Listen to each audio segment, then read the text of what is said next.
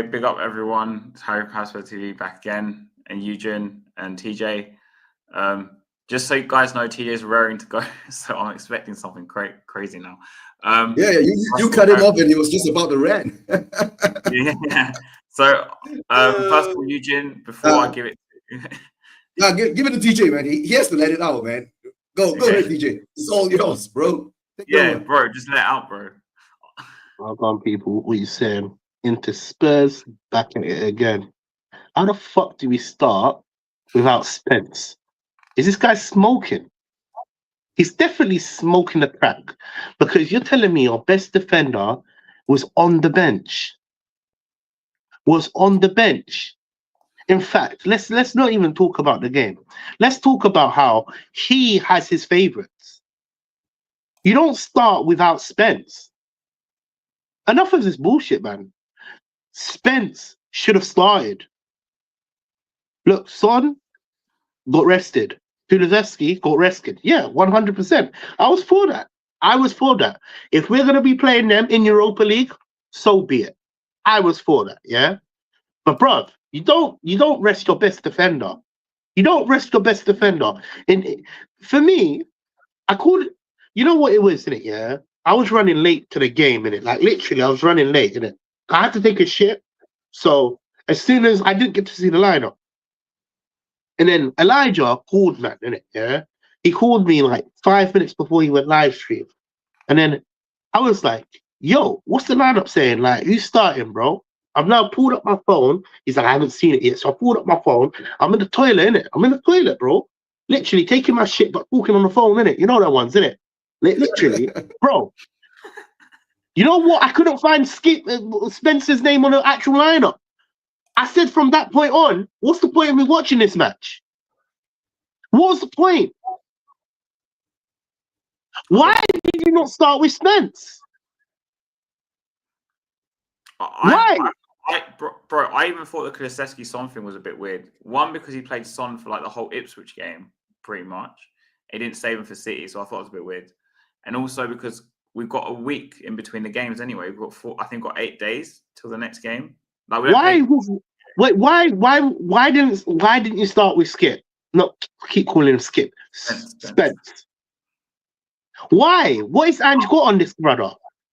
He clearly didn't like him, and he said some same comment earlier in the season when one of the commentators were asking like, "Oh, Spence has been performing well, this and that," and he said something on the lines of, "Spence is playing well until Udogie comes back," or something like this. We should have known. We should have known from day one. In my opinion, Pedro Porro should have been the one that was taken off. Use the same energy from Son and Kulusevski. Pedro Porro needs to be coming off. Don't take off your best defender. It's not good enough. Bro, like, I was just shocked. No, it's not good enough.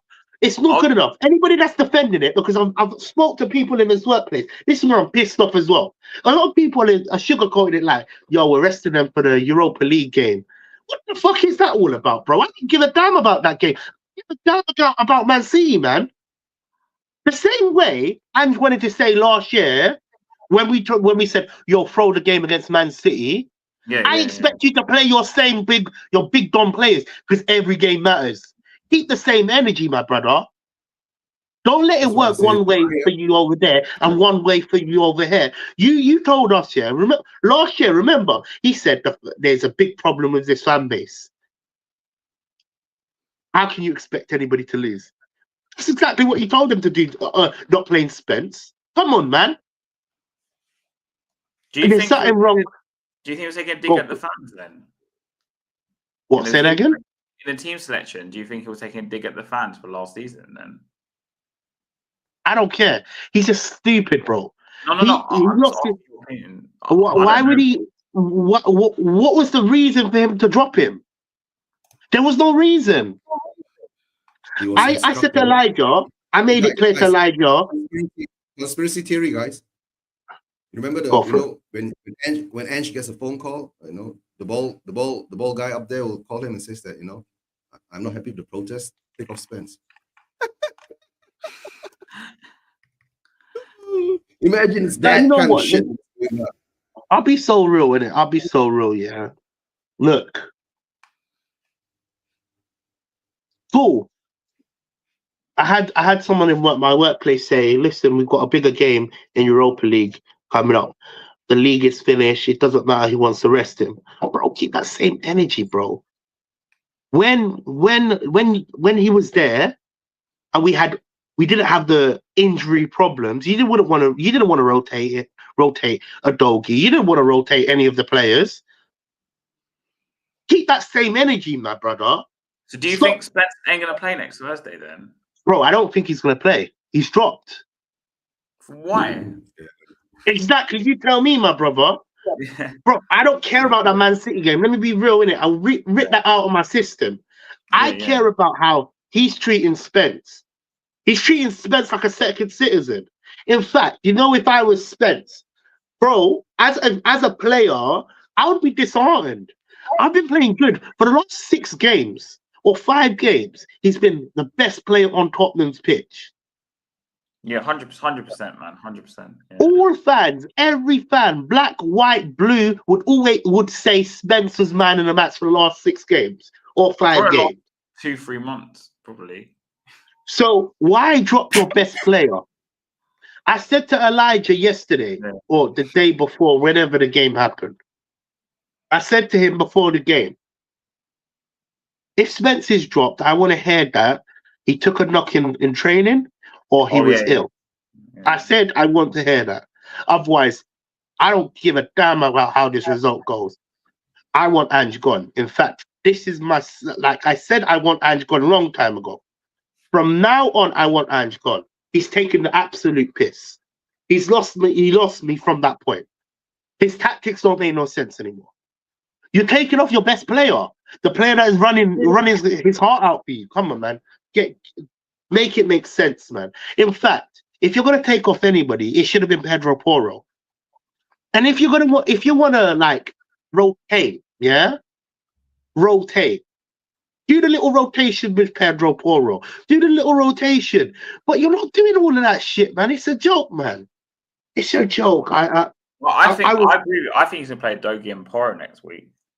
He's taking the piss. I don't think he's gonna play Spence. Exactly, he's taking the piss. But like, he should be playing Spence and Dogi. Really, that should be. He's taking the piss. He's taken the piss. He has. But guys, but have you not noticed one thing, right? Why no one in the media question him on that? Exactly, because they're all buffoons. They're all buffoons, all of them. No, I think the question has been erased, deleted, not allowed to be asked. Nobody's asking that question. Nobody in the Spurs fan base has asked why did he not start Spence? No one's asked him. No one said anything on Twitter, from what I saw. You know, did you see that account that was going on about Spence saying he's going to be better than Rhodes and Walker before the game? Did you not see that? Rhodes and what? Basically, some account, Rhodes and Walker, saying that Spence can be better than Rhodes and Walker. Remember? And then he didn't even play him. Like, yeah. But mate, how hard this guy had to work, man. After Mourinho, Conte, or whoever, they said he had an attitude problem. My guy just had. It's Conte. Bro, he's literally died on the pitch, bro. You're telling me just to drop him like that? Bro, forget you, man. You can go fuck off back to wherever you come from, bro. You're not a Spurs manager, man. In my opinion, you're not. Didn't Danny Kiraku say he would be Ange out if Spence doesn't play? I'm Ange out, man. I've confirmed I'm Ange out. No, not you. I mean, Danny Kiraku said on you can message him and ask him. Yeah, you got his number. Well, you Ange out yet? But the excuse that a lot of people are actually moving about is we're resting him for the Europa League game.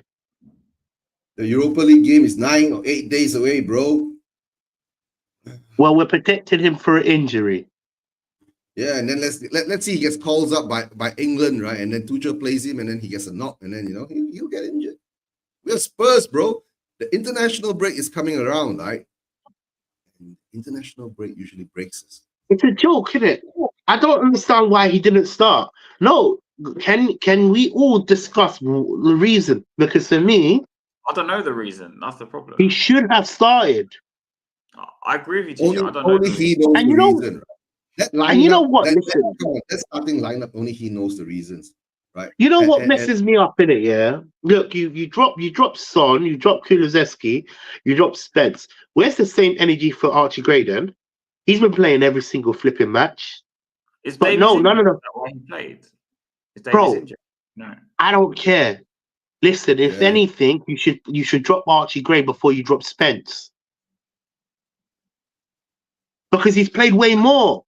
The argument is that you're dropping them for this match so that they can be protected for the next match. It makes no sense. Drop Archie Gray. Drop Lucas Bergvall. Drop all the players then, bruv. Make it make sense. But also, for me, I don't think he had to rest that many players last night because we had like a week. Exactly, he didn't. He didn't. Exactly. We in fact, the only player I wanted to get rested, in fact, there was two players. Kulusevski, respectfully, and Porro. Yeah, those are two We've players. all been saying this for a long while. He's taking the piss, man. He's smoking something. He could be smoking something. He could be popping something, right? Elijah's too much of E, and so it's all there. It's all there. No, but guys, to tell the truth, right? The team selection was baffling, right? To have excuses like we're saving players for the Europa League, which is like 8 days away.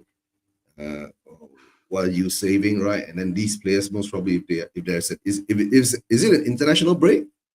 No, because we don't play FA Cup this weekend. That's why we're not. What's it called? The FA Cup run is on. Okay, that's why. Well, we're not in it. Remember, we got knocked out by Villa, so we're not playing this weekend. So that means we get a day rest then. We get a weekend off. Get a weekend off. Yeah. Big up. Big up, Darren. But what I don't understand, is that he had the Ipswich game before. He could have rested players in the Ipswich game, really. He could have rested Spence. He could have rested Porro. He could have rested Kulusevski. He could have rested all them players. Make it make sense.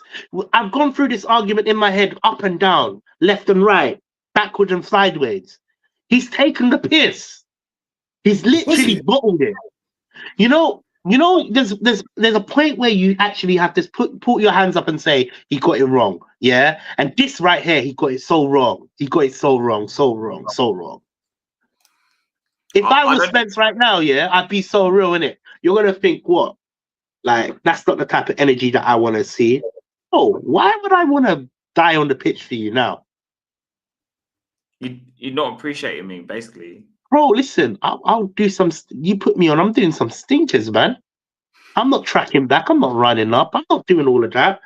You're wasting my bloody time. For 5 straight games, he died on the pitch for you. You can tell he was the best player, the person that ran the most up and down the pitch. He was our best player. And you treat him like that. Don't take the piss out of me, man. Past 3 months, he's our best player. He has been. He actually has been. He's been a breath of fresh air. This is what I'm saying. This is why I don't rate Ange. When he has his favorites, and you can tell he has his favorite. And listen, mark my word, if he doesn't start Spence next game, we best riot. Yeah. In fact, we best. Listen, I'll go to the next protest, bro. I riot with you, bro. Yeah, bro, we'll go again. I'm bringing eggs. Listen, I'm bringing eggs. Bro, listen. I'm bringing eggs. Bro, he's lost his head. Don't let them know that. Yeah, why are you saying it live? Yeah. They will find out. Bro, they have club accounts watching stuff like this. I don't think they watch my channel, but like I'm just saying. So forward this to Ange Postecoglou. You know. Bro. You know. Why didn't you start Spence? You know what? Look, and this is what I'm trying to say. I'm trying to say it like this. Spencer's died on the pitch to you. He's given all his effort and energy. You know, there's one player that you can actually say that has put all in everything into it. Because most players that have gone through what he's gone through will end up not caring. Give up and also feel like they're being disrespected. I think this is what I'm trying to say. No, this is what you're being undervalued in a sense. So he's not. Maybe I don't know, guys. Like you said, right? Manchester's favourites. We all knew it. That's disrespected. When that interview came out and he was saying, "Oh, Spencer's playing well." Yeah, but he's covering for Udogie. When he mentioned Udogie's name, when you're trying to praise your player, we should have known. He even brings him on left back as well when he brought him on. Exactly, he's taking the piss. Surely he should be playing ahead of Porro by this point, though. Really, tell me about it. Yeah, he's taking the piss. Spence looks better on the left, to tell the truth. But we haven't actually seen him in his better position. I think he's better on the right still, but that's just his best position is right, but we haven't seen him in his position. He hasn't got a chance because Ange has his favourites. Porro won't get dropped for nobody. He could be smoking. He could be smoking on the pitch. We can see him blunt a split, the biggest one, and he would never take him off. He wouldn't. Yeah. You know, I'm speaking facts. He has his favourite. No, I agree with you. Like I knew as soon as Udogie was coming back, Spence wouldn't play. I knew he weren't going to play him. All I'm saying is, bro, I would have said, if Udogie wasn't black, I would have said it's a racist card move, man. Yeah, because he's only white fullback, in it. I can't go that deep in it. I can't call it racism. Don't make it a color thing, right? So yeah. I don't understand what Spence has done. He's his best defender. He's his best player, in fact. He's been our best player the past 3 months, literally. Our best player the past 3 months. The problem is that we don't. That's the problem with Spurs, right? We don't. I don't know, right? These are the people that we employ to manage our team, right? And then when the fans see something special in a player, instead of like encouraging the player, you discourage the player, right? By putting on another. But if you don't give Udogie time, you don't know whether Udogie is back. Right? But what I can say is that the team selection, right, from the Ipswich game and the Man City game, right, should have been the other way around. You get what I'm saying? Exactly. So the thing is that, right, like, you know, the question is he deliberately doing this? But if he's deliberately doing this, why? He don't care about Tottenham. You don't care about Tottenham like how I do. No, you don't care about Tottenham about how we do, right? We want to win. This guy at my workplace, he said, "What if Spence got injured in that match?" So I'm arguing that Spence should have played. Yeah. Remember what Zaha did to Moses' baby? Yeah. No, you know what? Look, so I'm arguing with this guy at work, innit? Why Spence should have been on the pitch, right? In fact, I was even saying to him, like, the same energy where we had our players all fit and you didn't want to rotate, and then we just had that injury crisis. Everybody just got injured. Udogie, Porro, you name it. Everybody was just dropping down like flies, right? Even up to that point, yeah, there was a point where he still didn't even want to trust Spence, right? And then he was forced to play Spence. So look, this is not Ange's decision to play Spence. Let's make it right. Ange is not the reason why he's playing this good. No, you know, Alex box office. I don't know if he's watching, but you know, he said Spence was playing well out of spite. I can't agree with him now. 110%. Spence is playing well is out of spite, and Spence has matured throughout. You see, he has gone out to Italy to play. He's gone out to play a few in what other leagues did he go? I can't remember. Where they went down to the lower leagues and went off to Genoa, if I'm not mistaken. That's the last Genoa. Yeah, you're right. And it didn't work out. Yeah, but he picked up some things. I agree. Look, I agree. He's obviously enhanced this. He's learned throughout not playing football. It's made him a bit more hungrier. You can see the way he plays with aggression, and there's like some demand in his step. Energy, yeah. He don't get bullied often. He's one of our strongest players on the pitch. In fact, that Man City game needed a player like Spence. Do you know the reason why? No, we lack aggression, man, in our team. We lack that cutting edge runner that runs right down the middle. Because that would have gave space for Alderbert. Yeah. Alderbert. Guys, can we move on from the team selection? I mean, we know we're all perplexed. What was going on? Yeah. Right? So yeah. So we were definitely we were literally just going on to like. I was going on to like the game, innit? In terms of because for me, another player where our fans have blown him up to be some like savior. No. I agree with you. He's not at the quality that we need to be. He's all right. Yeah, but the game, that Man City game, needed a player like Spence. Sorry, I keep mentioning him, to run down the middle, to give Alderbert space for him. Because when you saw him attack the last man, the last man, it was always a constant go back. Yeah, or cutting in. No, he didn't. Alderbert only maybe cut him once in the whole game. I watched it. He turned around and passed it backwards, right? So we didn't run at the defender. We didn't have any players that ran at their defense. Did you watch his interview? Did I watch his interview? No, I don't watch his interviews anymore. He said, right? We were too aggressive in the first half, and I was too aggressive in the first half. What? Yeah. I don't know what he meant by aggressive, or maybe the players are running out of sync or whatever, right? Like headless chickens, right? That's not aggression. That's I was doing the watch along, right? And every time we got the ball, right,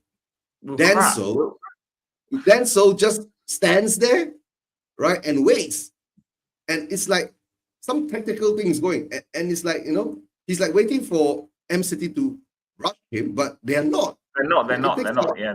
And it takes about 5-10 seconds before he realizes it, and then he makes his next move, right? And he'll go slow again. Exactly. There was no. It was so slow. It was so slow. No, Eugene, you're right. It was so pragmatic. It was so standstill. The football we were watching against Man City was so standstill. We needed a player to take the ball and drive. This is my point. Drive. To give extra options for the players that I'm obviously using Alderbert because he's the winger, right? Obviously, when Spence drives, it gives Alderbert and it gives Madison a little shift in pattern, right? We lacked that driving edge. We didn't drive at their defenders or even in their midfield. We lacked it. We lacked that cutting edge of driving at the defenders. It was so stagnatic. It was just passing back. It would go from the defense to the midfield to the defense. There was nobody picking up the ball and running with the ball. This is why Spence was so important. Spence is the only defender that we have currently that drives at the defense. Yeah, but guys, the other part is right. They just walk through our defense, right? They just. But in general, our team, like I watched us last night, right, and when City had the ball, we're trying to win it back. And this is where Ange, for me, this is why I hate him so much. He doesn't play with a strong midfield like a number 6, a ball destroyer, to get the ball back, to turn over the ball. And Bentancur can do it at a push, but he's not the same kind of player, I think, personally. But we lacked aggression everywhere around the pitch. Exactly. Everywhere. And then you have, and to double it up, to double the equation up, I'm going off of Spence, because I've already expressed my love and glory for him, innit? To double it up, now, from the transition to the midfield to the attack, you have someone like Tell who can't even control a flipping ball, can't even hold the ball for 2 seconds, allowing the runners to run off of Tell. He is useless as well, bro. He is absolutely useless. He's not worth 45 million. He's worth less than that. I'll be surprised if we even buy him. He doesn't suit Tottenham's system. You see, we all see that we shouldn't buy him, right? Like last season, when we all said that we cannot resign with the winner, when we did it. Watch it, guys. We'll buy him. This is what our club does to us, right? I hope not. I really hope we don't buy Tell. It's like I've not seen anything special from Tell at all, if I'm being honest. And see, this is the thing as well. You decide to drop Son, and look, I agree. He definitely, after Ipswich match, maybe he could play in form, right? He's now turned his form around. Before that, we could have dropped him, right? But you decide to drop Son, the only crosser that crosses the ball diagonally. Diagonally. You're not playing Spence, you're not playing Son, you're playing Odeberg, you're playing Johnson, and you're playing Tell. It's not good enough, man. How did Johnson last the whole game? That's what I want to know. Oh, tell me about it, bro. Yeah. Tell me about it. That's another player that doesn't drive at his man. We lack that cutting edge, you know? We needed a man to drive through that defense. We just didn't have it. Drive through a minute. I know what you mean. Yeah. They didn't score this, did it? But after it went 1-0, there was a counter-attack, and Adogi was out of position, and it went to his man, and he skied it. Do you remember? Yeah. If that was Spence, he would have been tracking his man. This is my point. My point is this, man. We were down to lose that game. As soon as I saw that lineup, I said to Elijah, why am I watching this shit? Yeah, well, I don't know, bro. I don't know why you're watching it. At home, we're not even creating any. What chances did we have? List 2 chances you remember. I can't remember any. The only chance we had in the first half was the Danso header, I remember, off that free kick.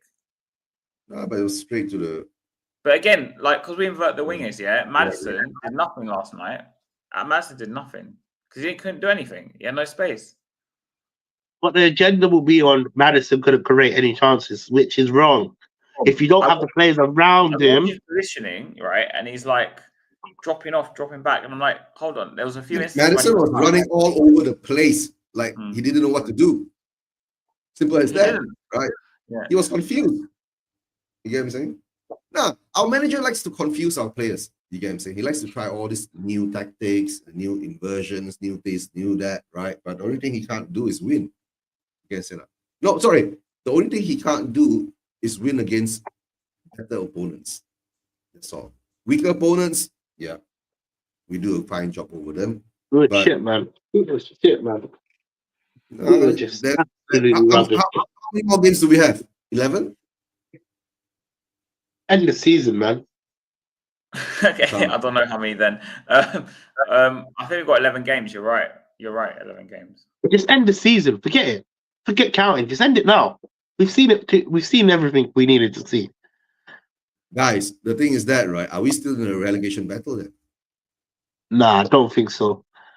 I think there's worse teams in this bucket list. I think we'll be all right. Man United are looking hairy. But they won. Man United, they show fight against Ipswich, even though it's Ipswich, right? They won. They were down to 10 men and they won. That's fine, right? Who's on next game? Our Bournemouth. Let me check on next game. Hold on a second. Bournemouth. In the league, Bournemouth. Is that home? I think it's away. I can't remember. Let me check. Hold on. Let me just give it a check. Bournemouth at home on the 9th. Well, we got Alkmaar away, then Bournemouth at home on the 9th. Then Alkmaar at home, then Fulham away, then Chelsea away, and Southampton. No, that's okay. Bournemouth at home. Do you think we can beat them? I think we're going to lose 2-0. If Areola, I'll check it up. Right. I think we're going to lose 2-0, to be honest, or 3-0 to Bournemouth. It's Bournemouth. Yeah, I know. Right. So you're not going to get points there. Then against Fulham, can we beat Fulham? Fulham's away, That's not going to be easy.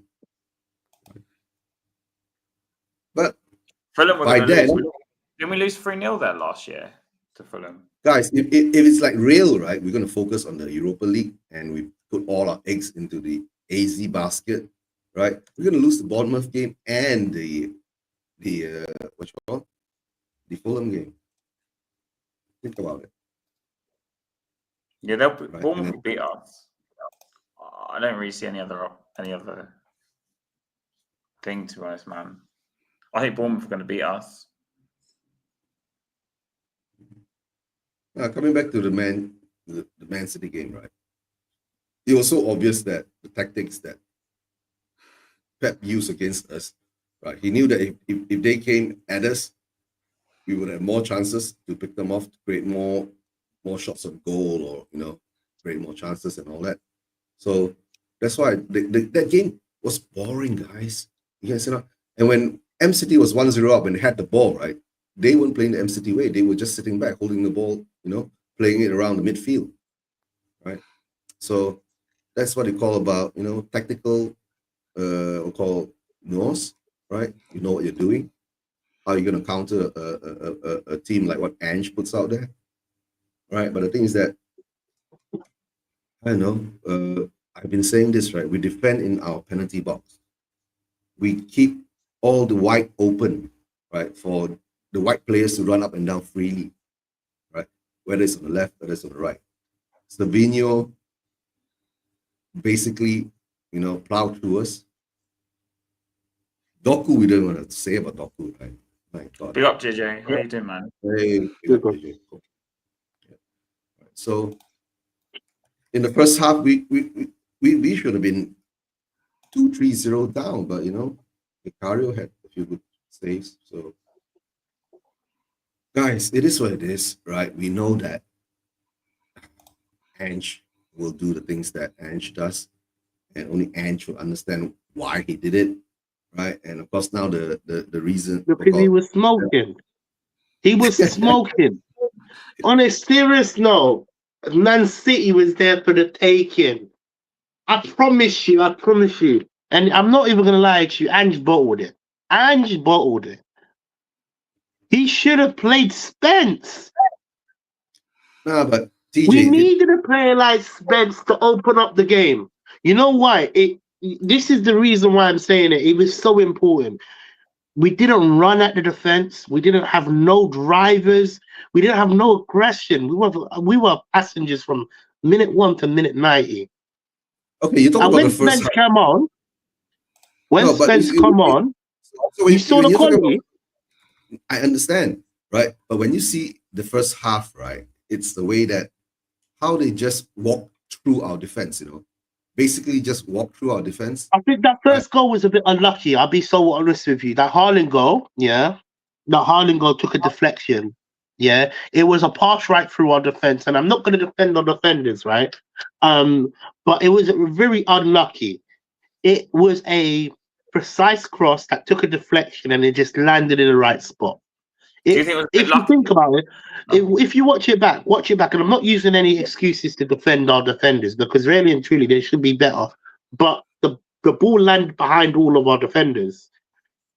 It surprised Danso so much that he didn't even look. We've seen Danso. Look, I've told you about Danso. I'll be so real with it. I have insider sources about what I thought Danso would have been. And let me be honest with you. I'm going to say it here.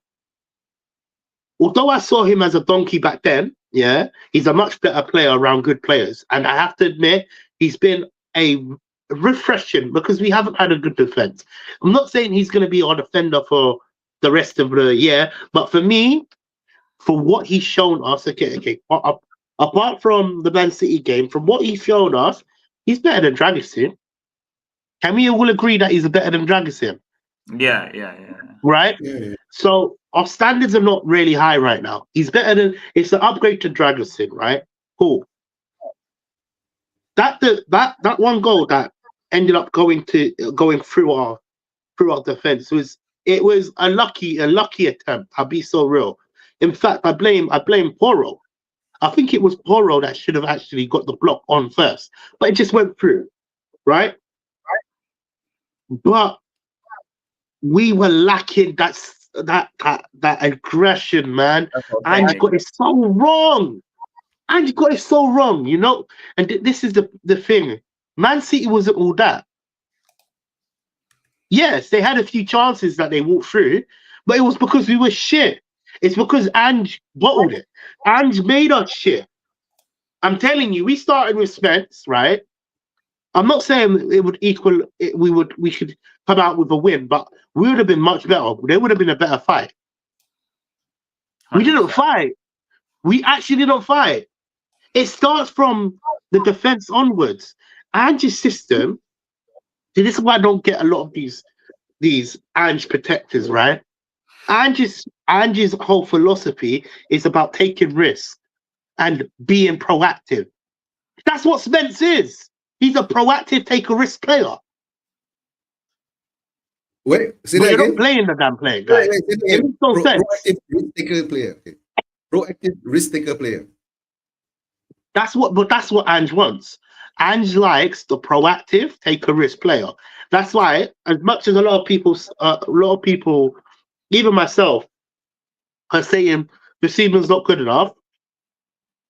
There's periods in Bissouma's game which we can analyze. Look, overall, he's made a lot of mistakes, right? But there's periods in Bissouma's game where we have said, wow, he's done decent.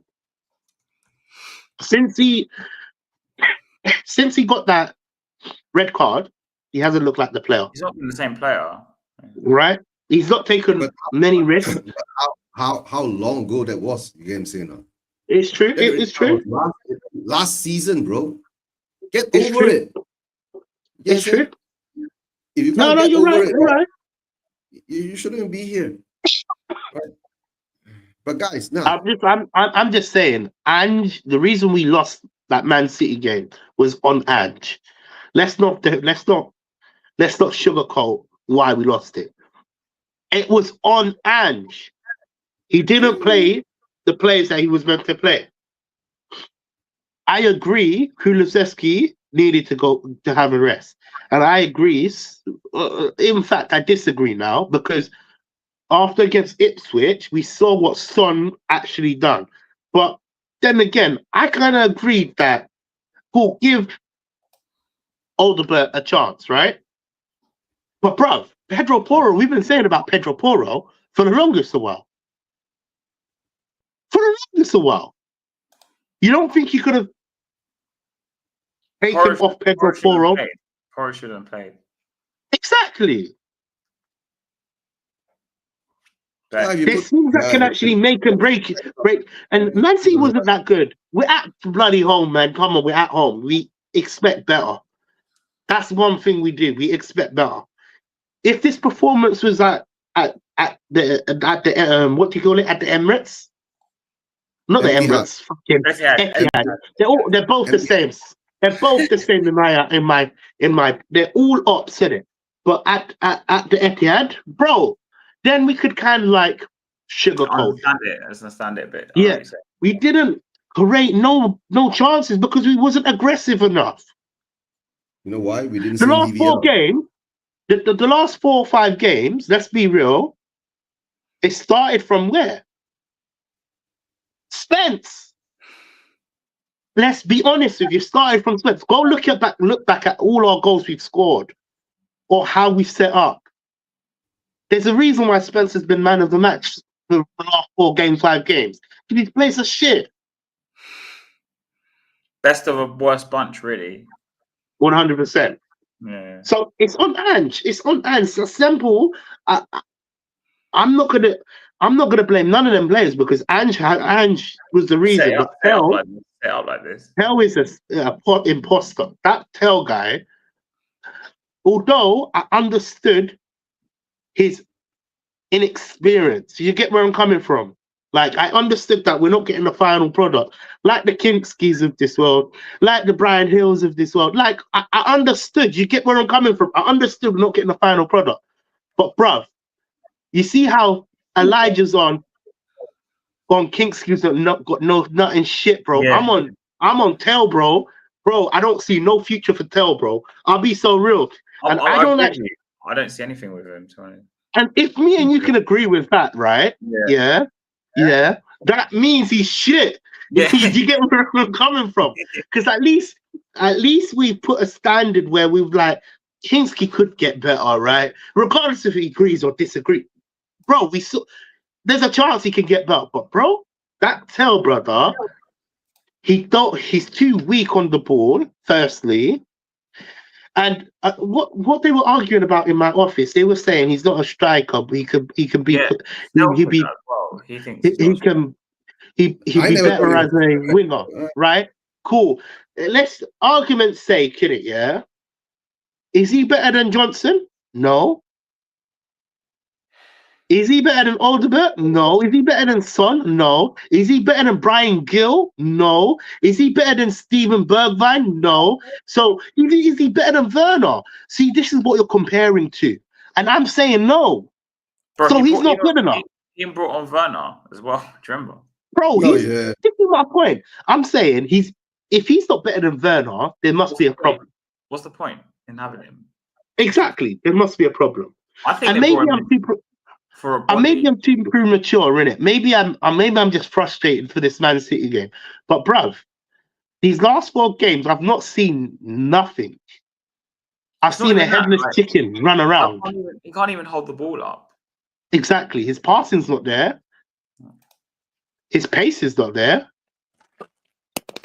His everything's not there, bruv.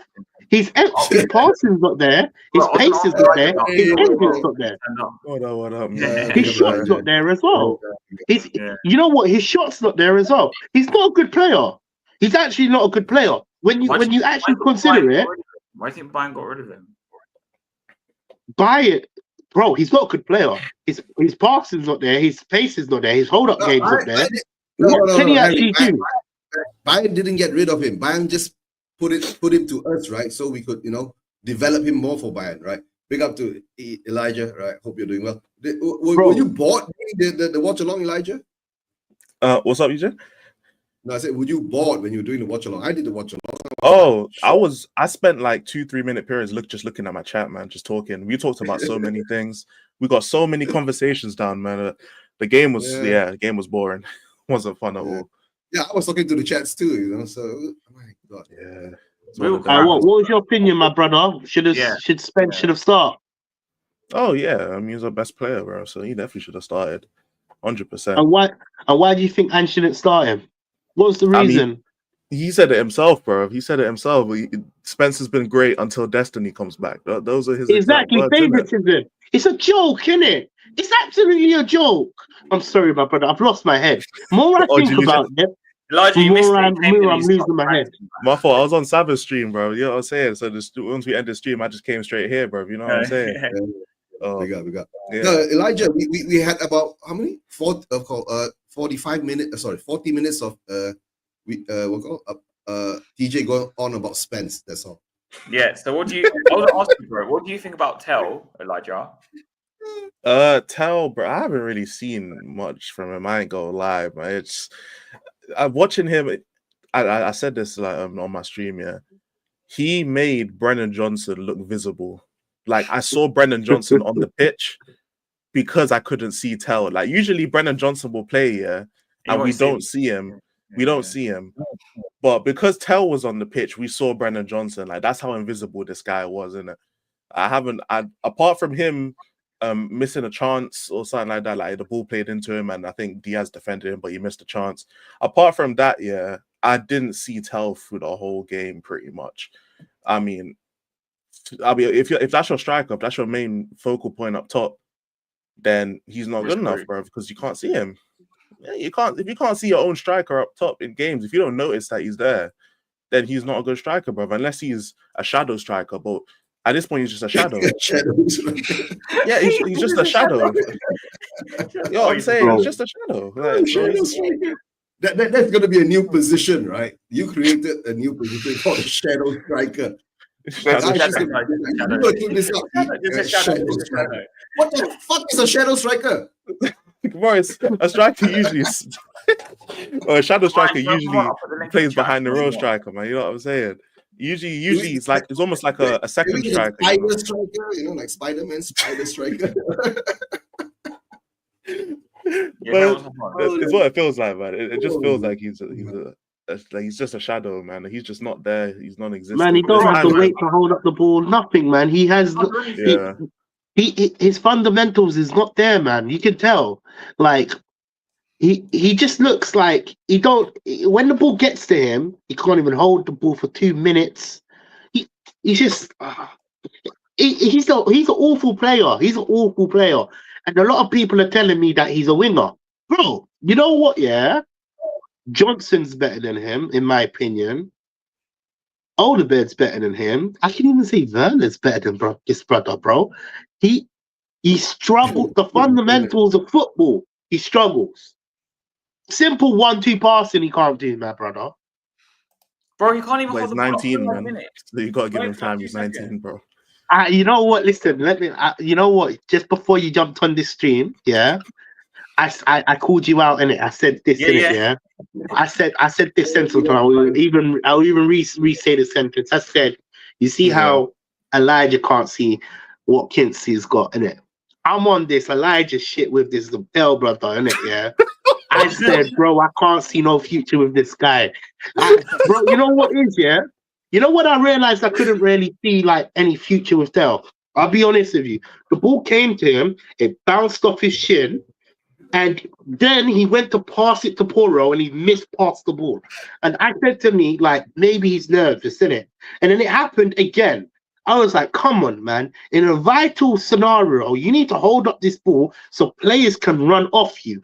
We already didn't have we had the lack of runners, like, because we didn't start Spence, yeah, and I at the start, bro, listen, I went on 40 minutes on the reason why watch this on playback, man. So bro, you know what is, isn't it? Rewind this, and you'll see the same. You know what is, isn't it? Yeah, Spence was so important for Tottenham, for Tottenham. 5-6 games, man of the match, and you just drop him out of nowhere, man. Out of nowhere, and the people that I'm arguing with are saying we're dropping him for the Europa League. Kiss my ass about that shit, man. You know, like, I don't give a damn. I give a damn about watching this shit. I decided to watch that shit, and I was angry. I think I made it clear to you when I called you premature before the lineup, and I said Spence didn't come on. I was angry that I didn't see him on the pitch. Elijah, does he call you before every game? Not before this game he called me. But usually if we're losing, because usually I'll do watch alongs, he'll call me, and we'll talk on stream for like 10 minutes. And then, you know what? Let me be so real, yeah. Because, I'll be so real in it, yeah. I don't even remember that you're on this stream, in it. In the way I see it, it's like 999. What's your emergency, bro? That's how I see it, bro. I need to let. If I keep it in, bro, I end up breaking something. Bro, you know how many TVs I broke? After the game, like, what game did you call me after? I was like, I can't remember what it was. Where he calls me up and he's like, "Has you right?" And I'm like, "Yeah." And he's like, "You guys are some 10-minute rant." So I'm like, yeah. Bro, you know what? I have to let it out off my chest, otherwise I'll kill someone. Yeah. Look, you know what it is, isn't it? I'll be so real. I'm surrounded by deluded Spurs fans in this workplace. I had someone say to me, I would have done the same thing. I would have arrested Spence. Bro, I have to let it out. I have to let it out before I come work, because I'll start punching up people, you know? I'm a type of guy to argue a point, but to the point where it just gets clouded, bro, I can't hear anything. It's just all red. You get arrested like one day outside. It's all red. Get council. This guy said, I'm so passionate, the person that I'm talking about, I'm so passionate about Spurs, innit? You might as well. We all are. Let's be honest, we all are, yeah. Yeah, but he says, I'm so passionate about Spurs, you basically wear Spurs underwear. Because I do. I actually do, man. My DNA is Spurs, man. I live and breathe off the Spurs. So when I see my team not trying against Man City, and the same, this is what pisses me off even more. Last year, if you remember Ange quoting, when we all wanted him, okay, cool, look, not all of us, right? But a majority of the fan base wanted him to bottle against Man City. The reason being, because Arsenal would have won the league if we If we won, if we won against Man City, Arsenal would have won the league, right? And a bit of the fan base said, "Cool, it's a no-brainer. We need to lose, right?"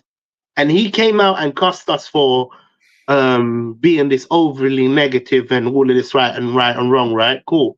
What the hell did you just do there? Winning mentality, yeah. What the hell did you just do there? You've just said you've taken off Son, Kulusevski. As much as you might think that these guys need to go off and all of your best players, Spence, and you've said, you know what? There's more important games to win. What's different? What is different? I'm a strictly calm guy, innit? I keep the same energy. Like if you say one thing to me here and you do one thing over here, I'm the same. But he basically done exactly. I don't like people lying to me personally, but exactly, bro. He just lies too much. Yep, man. You know what? Eugene, you haven't spoken in a while. Are you more zen than TJ about it? Nah, guys. I think everyone in the planet is more zen than TJ on this, bro. Nah, man. You were being honest, bro. No, to tell the truth, man. Bro, I don't realize he calls you when you're on stream, so I don't know that. Yeah. But I know, like, if we lose to Alkmaar, TJ will call me up straight after. Haz, let's do a stream right now. I'll be like, okay. But okay, right, guys. I've always been Ange don't care, right? He can do what the shit he wants to do. To me now, it's just a circus, you know. And sometimes you think into it too deep, right? It really disturbs you, right? It's like, why is he doing this? Why is he doing that? It does. Right? It does. It disturbs me, man. It absolutely does. It rides my crap. Why didn't he start Spence? He's his best player. I don't know what to say. I don't know what to say. Oh man, I need to go get myself water, man. My voice is hurting. I'll see you. Yeah. Oh see gosh, man. Yeah, you went to get water first, bro. I can't lie. I blame more the team for why we lost rather than Andrew. Obviously, the resting of Kulu now. I don't mind him resting Son because Son hasn't been that good. So starting Odebear, I had no problem with. It was just Spence and Kulu that was really my issue. But even with the lineup that we put out, I can understand it, but the other two, I can understand it. But like Son hasn't been that good this season. Like he's gotten some goal contributions here and there. He ain't been that good. Great either, though. He wasn't great either. But these past few games, Son is slowly, like you see, Son is coming back, right? Yeah. You get to see that the old Son, but all of a sudden, right? You know, players, we all know, right? Top players, when they get in the groove, right, they want to keep on going, correct? And you take him off like rhythm. The rhythm. You break his rhythm, right? But I think he was played in the wrong position when he came on. They used him as a number 9, so.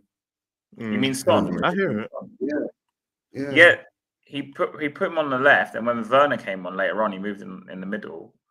Yeah. But it's like, I hear all of that. But the reason I blame all the players for the performance or for the loss, I'd say, is because even with the players on the pitch, like Odebear misses an open goal. You know what I'm saying? So, like Saar has a 1-on-1 where all he has to do is just control the ball with his head, and then he can just kick it left, right. You could kick it above the goalkeeper. The last minute. Yeah, the last minute one. You know what I'm saying? And then you had the chance before that as well. Son had a chance and it's saved. But yeah, like we had at bare minimum 3 or 4 chances to draw that game, and we didn't take them. So I put that down. That Odebear chance, he had a chance like that early in the season, and he missed the same thing. I remember. Okay, guys, why don't I put it like that, right? Let's say if we did score that equalizer early, right? Do you think Man City would just sit back? No, they'll probably come back. Yeah. No, Man City could go and score in there, but that's the thing of like these hypotheticals, which is why I don't like doing it too much. But like we wouldn't know in it. Like anything could have happened after it goes 1-1. Most likely thing, Man City would have gone and scored again. That's what's most likely going to happen. But if we make it 1-1, you never know. That's what I'm saying. You never know. But if the 1-1 comes very late, then it's a different thing. You get it. Even then, you can point to Saar just bottling that, because that was pretty much the last kick of the game. I think there was Saar missing the chance. Was worse to miss personally, because he was like literally on his own. He just had to tap it. low. They were both bad, bro. They were both like Sars was like worse, 10 out of 10 misses. Sars was like bad, but I thought because Oliver's an attacking player, I'd expect him at least hit the target. With Sar, don't get me wrong, he should have scored, but like he's not a defensive midfield, not defensive midfield, but you know what I'm trying to say. Sar, he roams forward like a lot, bro. Like he's in the box a lot. So I mean, to be fair, they both should have scored, and I don't really mind who's is worse. They're both really bad. But even with the Ange rotating, even with Kulu and Spence not playing, we had an opportunity to tie the game up, and we didn't do it. So I gotta blame the players. I blame Ange for dropping Spence and Kulu because, especially for this game, it don't make sense. I won't be too harsh on him for the Son dropping because even though he turns up against City, like Son hasn't been that great. You know what I'm saying? Like in terms of a whole season. He needs a rest, I think, anyway. Yeah, he needs a rest anyway. So I'm okay with that, but I would have rather they rested against Ipswich and then have that 3 days of rest, then play City because we don't play again. We don't play it for another 8 days. We were saying that. The next game we play is 8 days later. So I would have rather the resting come shout out, my bro. But I'd rather the resting and come against Ipswich. And then we go all out against City. Then we have 8 days left in there. So that's what I'll blame Ange for. The rotation and the timing to do it is just a bit weird to me. But the players on the pitch, bro, they could have scored, fam. It's not like if we created absolute zilch and nothing, I'd have been like, all right, this is on Ange because the players didn't create nothing and you didn't really spice it up. The players created the chances. I'm gonna be so real. Whether Man City should have already been 2-3 up because they're doing well, mate. He's another YouTuber. Shout out to him, but whether Man City should have been 2-3-4. Fairs, yeah. The players of Man City were 1-0 up, and they stayed 1-0 up the whole game. And we had at bare minimum 2 clear-cut opportunities to score, and we didn't take either of them. At that point, I gotta blame the players, and not to mention it was just a really bad performance from pretty much almost everyone on the pitch, except for probably Vicario. And then Spence, when he came on, was good. That's really all I can say. Elijah, if M City took their chances too, right, in the first half, we could have been 2-3-0 down. Which is very true. Which is I understand that as well. But like the reason I understand what you say, Eugene. You're right in it, but it's just when we got those chances to score, it was only 1-0 in it. You get what I'm saying? So yeah. Obviously, if Man City take their chances, the game would have been done. But at the same time, when we got our chances, it was only 1-0, which means if we score it, we're getting a point out the game if we don't concede. But doesn't it prove that the City game that we won 4-0 was kind of a fluke then? Because if we're losing 1-0 at home, but even in that game, it was down to Haaland being dead, isn't it? Like he missed so many chances. Like Haaland was just missing. Like he hit the crossbar. Vicario was also amazing in that game as well. Vicario, that was one of his best games. You know what I'm saying? So it was a lot of things went right for us. Playing with a broken what? He was playing broken ankle, I think it was. Dragusin and Davies. Yeah, it was Dragusin and Davies at the back. They played as well. They played great as well. But it's one of those things. Man City had chances that game. They just didn't score because Vicario, that was one of his best games he's ever had. And then we just took our chances. Yeah. You get what I'm saying? Like, and also the thing of Man City, the last game, something that puzzled me as well is why we didn't look at it from the same mindset. Like in terms of formation and the players on the pitch. Like, apart from the 2 centre-backs and Solanke, we have everybody else. So when the right there, I remember he played Kulusevski. Yeah, Kulu's on the right and Madders is in the middle. So like at least go from the same kind of aspect, but instead of obviously having Udogie there, you have Spence. But at least look at it through the same mindset and the same aspect of trying to play. But he didn't go with that. It didn't look like a completely different game. So yeah, there's plenty to sorry, voice crack was crazy. There's plenty to blame on Ange for this. But I'm putting more of the smoke for this game specifically on the players because they had the opportunity to make it 1-1 and they didn't take it. And it was just an overall terrible performance in general. So, yeah, the players. But what are your thoughts on, like you say, right? You say, I understand your stance about the players. They should have taken the chances to draw up the game, right? Because it's late, right? But starting with a lineup like that in the front three, right? And playing that in the first half in that kind of way, right? And the weird part is that while we were getting on top in the second half, right, the momentum was there with those players in it, right? He makes the change, and then we regress back again. You get what I'm saying? So yeah, sometimes I don't know. I was saying that if you're gonna make the changes, do it at halftime, right? So you know that momentum will build up. But Ange don't really make changes at halftime. Unless it's taken off Maddison, he doesn't really make any changes. Hour, I think, doesn't he? Is the hour? Yeah, 60. But from 60 minutes onwards, you can expect an Ange substitution, I know. But if everything's just going completely like in the mud, he'll just keep it that way to the 60th and then make a change. But unless it's Maddison, I know. But apart from that, he's always making changes late. But I agree with you, Eugene. Just the whole lineup was just weird, innit? It was just a weird lineup with Spence and Kulu not being there and Brennan Johnson back in the lineup, in the starting lineup. And it was just weird to put it's such a weird thing, right? You put Johnson there, right? And Son has been providing for Johnson, and you take Son off. You guys know? Yeah, it's mostly Son. It's mostly the player on the left providing for Brennan Johnson. That's most of the time how he gets his goals. It's the left wing. From the left wing, it was literally it's Son, or I guess Timo Werner when he was there and Son was out, who would get Brennan Johnson his assists, bro, or his goals.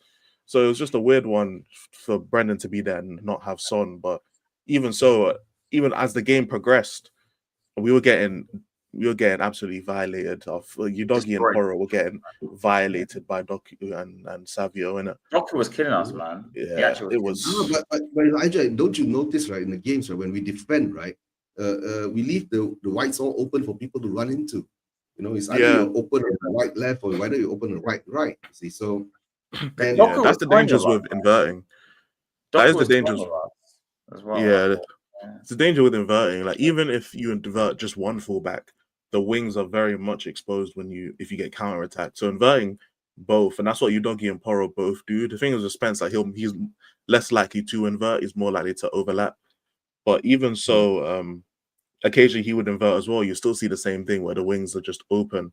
So if you invert one and you play like a 3-2-5, that's still going to leave the wings very exposed, unless the two in the middle are kind of spread apart from each other. Yeah, unless they're really deep and they're like further apart from each other, it helps cover the wings. But then again, you have a big gaping hole in the middle that's pretty much protected by one player. So inverting does have a lot of risk, especially for teams that aren't great defensively in the counter attack or not have defenders that aren't quick. Now we have Danso, who he's decently quick, but he's not like crazily fast in it. But it's just too easy to get caught out in the wings when you invert, which is why football's kind of in a way kind of reverting back to the old style. Like we've had back in the days, the overlapping fullbacks, they stay there, you know what I'm saying? And then we've kind of had this inverting kind of system. And now it's kind of almost the key to cracking that inverted thing is to have wingers again. So now everyone's having these touchline wingers and these overlapping fullbacks and all this type of stuff. So it's almost like football's just an endless cycle of just trends. And I think the inverting trend is what's in style, because teams like Pep and stuff have made it in style, but now everyone's kind of going back to the almost just normal overlapping fullbacks, because Do you think everyone's going to go back now? Do you think people are going to go back now? Will Pep go back? I'm not sure if like the top. Not Pep, no. I mean, because I know every other team trying to copy Pep, right? His tactics. Yeah. Past 10 years, maybe 5, 6, 8, whatever. Do you think people are going to go back to like other, just normal fullbacks and maybe? I think so. I mean, I think so, to be fair, because football's all about changing trends. I mean, like if you go back to 2015, 16, no one was inverting fullbacks. It just wasn't a thing. No single team did that. And then Pep first started inverting fullbacks. Everyone's like, "Yo, what is this?" And then we saw Liverpool started doing it with Trent, and then Arsenal started doing it with Zinchenko, I think, and then Chelsea started doing it. Yeah, Chelsea started doing it with Cucurella. So it's just one of them things where then Tottenham started doing it with Udogie and Porro, and everyone's just starting to. We started doing it. Yeah, that's what I'm saying. But like, because inverting's kind of in style, the managers coming in want to do that now. You know what I'm saying? So it would make more sense for me if you want to be like hyper attacking for the wingers or the wing backs to stay as wing backs like on the wing and not invert. If you want to be ultra attacking, because the one thing you want to always do is have the threat of the cross. And if you have a threat of a cross, you want your forward line to be in the box, because that generates more confusion for the defenders. You want to try and overload the defense. So it makes sense to be more overlapping fullbacks, stay touchline wing, that kind of thing. So I think slowly but surely things are just going to go back to the way they were. And then there'll be a new football tactic that comes out, and then people will start copying it. Like Man City had the 4 centre-backs, and then Arsenal tried the 4 centre-backs. That there's always please don't go there, right? Don't tell me sooner or later Ange ball is going to get popular and everybody's going to play the high line. Well, they need to win first. Like Ange's to win something first. You know what I'm saying? Hold on. Harry, you remember? Have you been on a show with Steven before? Yeah, I remember Steven. Yeah, okay. I remember. Guys, just to say this, I think today is his. Is it anniversary? Is it anniversary? Yeah, it's anniversary. So Miss Melina has made a compilation. Rest in peace. Yeah, rest in peace, Steven. Right. I used to do a lot of streams with Steven. Oh, has he passed away? Yeah. Oh, Yeah, I used to do a lot of streams with Steven. Actually, I went on his show quite a bit. He used to let me come on because we'd have jokes and that. It was. They got rest in peace to my man. Yeah, and to tell the truth, right? He's one of those big Arteta out guys, right? So most probably he'll be like, I don't know. Rest in peace to the fallen. He's still there. All I'll say, rest in peace to the fallen. Man didn't know you, but hopefully you're watching us and you're screaming Levy and Enoch out, man. He's an From heaven and hell, bro. He's an Arsenal fan, bro, so no chance. No chance. You be shouting Levy in, bro. You know, like that, fam. I know, no, but he was Levy out too, right? Because he used to support us, remember? Oh yeah. Oh, okay, fair. So he was Levy out. And he's Yeah. We'll support him. He'll support us. Yeah, rest in peace, my brother. Rest in peace. Rest in peace, man. Mate, he was a good guy. I used to go to streams with him, man. Yeah, he was a cool guy. Man. Right, out my game, right? So we rested all our big stars for 8 days for this game to come out. Come on. I'm gonna set the fire. Yeah, I'm gonna start with TJ. You better start with Spence. Yeah. Let's start from the top. Hey, big up, Brian, man. What's up, people? We all good? Hey, long time no see. Hope you're doing well, bro. I'm all right, man. I'm all right. Good, How you been? You're looking lovely. I'm all right, but do you know what? I said it yesterday. I don't know why everyone's so pissed off about yesterday. I don't know why people were going on about the team selection. I don't know why people are we competing with Man City this season to get top 4 or to challenge for Europa? You know what? It's just pride, man. It's pride, man. It's not even pride anymore, TJ. Listen, if we had a full team and we won that game, are we challenging? People think, oh, we're 11 points or 7 points off top 7. And I just want to get away from relegation, man. And people keep thinking that means that we're going to win every game and every team above us are going to lose a game. Because that's how it works in... But you just don't want your team to lose, man. It comes down to this one fine line. I don't like to watch my team lose. I like to win every single match. I know that. You look at it, we've lost 14. We're not getting relegated. Yeah, I know, man. This is why this manager needs to go, man. He needs to go. But you know, listen, we're not getting relegated. We're not qualifying for Europe via the league. I don't get it. Listen, the season has been done in the Premier League for a long, long time. After those 3 wins, we're not getting relegated. One thing I would ask, though, Brian, is how come you'd play pretty much our strongest team against Ipswich then? That's why it was just kind of... I'll tell you exactly why, Elijah, in my opinion. Mm-hmm. If he didn't play his strongest team and we lose to Ipswich, who are right there for relegation, then the whole world caves in. And then we're going, oh my God, we've lost to Ipswich. Oh my God, this is pathetic, blah, blah, blah. Doesn't do it. But you do it against Manchester City at home when there's no pressure and we have no divine right to win that game. It's done. And do you know what? It's the only game before Europe that the returning players that are injured got minutes because we're not in the FA Cup. We've all been saying Kulusevski needs a rest, he needs a rest, he needs a rest. True. He got rested. We've all been saying Heung-min Son needs a rest, he needs a rest, he needs a rest. True. He got rested. But have we been screaming? Sorry to cut you off. I still want him out. I still don't think he's right for the job. Have we been screaming to rest Spence? Mate, listen, do you know what with Spence? He's now back in the Europa League team. You got to remember as well, that guy, even though he's young or whatever, hasn't played a full season's worth of football for a long, long time. If Spence had played, what difference if Spence had played? If Spence had played yesterday, do we win that game? Potentially, yeah. Potentially. Come on. No, potentially. I believe. If Jed Spence does not play against AZ Alkmaar, then the world caves in. Then he's been an idiot. Then he's been found out and he's been an idiot. But if he had gone and got injured against Manchester City, which let's face it, with Spurs players, could happen at any time this season, the whole world would have gone, "Oh my God, why is he playing him before Europe? He's been our best player. Why do we have a better chance of winning the Europa League with Jed Spence starting every game? Or was it more important for him to play against Manchester City when the Premier League means absolutely nothing at the moment?" The problem is that where we are in the table, like we have to make sure we just get to 40 points first. But the problem is that Europa League, we're not playing until 8. We're not playing until Thursday. Next Thursday is when we're playing, like 7 days from now. So it would have made sense now to rest. If we're thinking, okay, the league's done in it don't really matter too much. We're not getting relegated. Would have made sense to kind of rest them more against Ipswich and then go against City and try and win. And then at that point, have 8 days off now. Like I said, Elijah, the thing is, if you'd done that against Ipswich, should we lose against a relegation or a very big relegation candidate, and they've only won one game at home, the whole world would have caved in. Like that, everyone would have gone nuts. The huge demand, rightly or wrongly, but then you do it at home against Manchester City, where the pressure isn't on you to win because you know the big boys are in town and the season's over. It's an easier way. Gary, my brother, you know I support Spurs, win, lose or draw. It's the ownership that I have my issues with, and I've got my problems with Ange.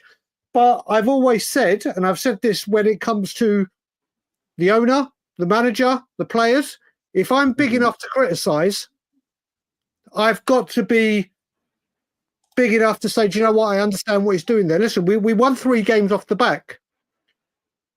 We won 3 games off the back, and no one's going, do you know what? Well done, Ange, for steering us away from the ship.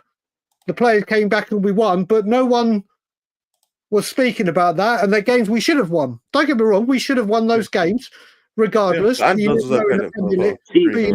I'm a bit different in it. The players that could have been rested were Pedro Porro, Kulusevski, and Son. I'm happy with the fact that Son, Kulusevski, didn't play. But for me, your best player, your best defender for me right now, Spence is our best defender. He should have played against Man City. Well, listen, I don't care that. I'm actually happy he didn't. I don't care, Man City.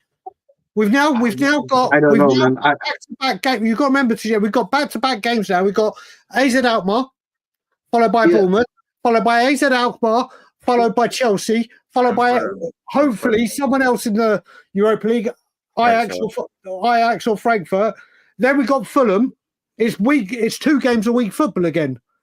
And would you rather what I would say though, Brian, and then fit for that, or risk him in a game that has absolutely no bearing whatsoever? But I would argue that the Ipswich game meant just as much as the City game, which is not much. Because I believe we're not going to get relegated. Even before the Ipswich game, we weren't going to get relegated anyway. I've always been a proponent ever since I've been on flipping YouTube at this point of the league has been done. I said from 4-1 when we beat Aston Villa 4-1 at our stadium back in November, October, whenever that was. I said the season was done from then. Yeah, I said the season was done from then, and we should focus on playing the young guys in the Premier League and focus on Europa. The problem is Ange didn't do that. He didn't do that. Of course, the injuries had something to do with that. Now everyone started to come back, and I felt like he was still like Kudu played a full 90 against Ipswich. He didn't need to. No, he didn't. Son played a full 90 as well, I think, didn't he? No, Son got taken off. Son got taken off. But Kudu played a full 90. Archie and Bergvall played a full. Actually, not Bergvall. I think Archie played a full 90. Spence played a full 90. Not Bergvall played. Yeah. Spence played a full 90. You know what I'm saying? Like these players played full games, and these are like players who were playing in December and playing in January, and then playing in February. Like these are players that have played full games. Now that players are back, I'd love for him to just play the youngsters, but that's not what I saw. What I saw yesterday as well, he took Destiny off and brought Spence on and gave Joe the 90. I expect when we play Alkmaar, Udogie and Spence. Yeah, so he's taken that. I hope so. Yeah. So he's done. Porro. Listen, Porro is so out of form, and he's been. Listen, the way he's playing with all the way he's been asked, he can't play this system. He's a very good player, but he cannot play this system. He gets found out time after time after time. Would you not put him on the wing? I said that on We Are Tottenham TV yesterday. I was like, you look at it, he started off as a right winger in his career at Man City or whatever. He dropped back in a back four. But this is what Tottenham have done with managers, haven't they? When we buy players and the wing backs, we make full backs, or the full backs we make wing backs. Then we ask the wing backs to invert, or the full backs to whatever. There's no consistency in what we do with our fullbacks. There is absolutely none. And Porro, when we've played Gray in every position in defence, I don't see why we don't give Porro. Honestly, that guy's a bit. In the first half, he was shocking. In the second half, we could not put in a single cross in the first half or of any quality all season. Then in 5 minutes, Pedro Porro in the second half put 3 in. And if Solanke was there, we score 3 goals. We score. Yeah. We score 3 goals. Porro's at least have 3 more attempts on target. So essentially, what you're saying, Porro can't work in the position he's playing right now. Really and truly, if Ange was a good enough coach, he would realise this, and he would probably potentially move him. Because look, we're far and few wingers. You know, we've got Brennan Johnson that. Yeah, he scores the back post tap-ins. But other than that, what does he offer on the pitch? Who knows, right? Who knows, right? For me, this is how I see it. This next game, I expect Spence to be playing and Udogie to be playing. And if Spence is on the bench, I'm going to have a meltdown. I think every Spurs fan base will have a meltdown because he's now included Spence in Europe. He's been how hard Spence had to work to get. You know how hard Spence had to work to get this opportunity, and even when we were calling, he hasn't had to work hard. He hasn't had to work hard. How long he's had to wait? That's the opportunity came his way because of the injuries, but what he's done with that opportunity has been incredible. I agree with you. Yeah, if you didn't have the injuries, you don't get in. No, I agree with you. The only reason why I'm saying he had to work hard because he's been thrown around. He's gone on loan, and it's not worked out over there, right? So there must be something that's changed within Spence's attitude. Because look, all we're hearing is Spence has been amazing. Look, for the last 4 games, he's been our best player. He has. Hands down, he's been our best player. Last 3 months, he's been our best player. For me, I'm so glad. I'm so happy that Spence is getting his flowers now. I just don't want Ange to revolt back onto his favourites. Revert to type. For me, Ange has his favourites, and what that game told me was Ange has his favourites. Well, if he did, what you got to remember, if he does that, then he's put even more rope around his neck. He should have been gone a long time ago. Let's make that clear. Listen, I've come to terms with it. Listen, I think he should go. But again, I'm at the place where it doesn't matter who comes in. They're going to get screwed over. We'll be here in 18 months. Does not matter who comes in. Doesn't matter who. They will all get shafted. But there's nothing. Listen, this guy, we've lost 14 games in the league. All the stats that have gone, you can say injury, which you can use or whatever you want to do with it. For some reason, the guy at the top is not budging. It is what it is. Do I think he should go? Yes, I do right now. And I've said that since the North London derby. And who do you bring in? Sorry, I've said, TJ, if anyone's seen that film Brewster's Millions, there's a part where they say vote for none of the above because they don't want the guy to get into politics. I'm going to be doing that. Whoever is the favourite to become manager, I don't want him to come.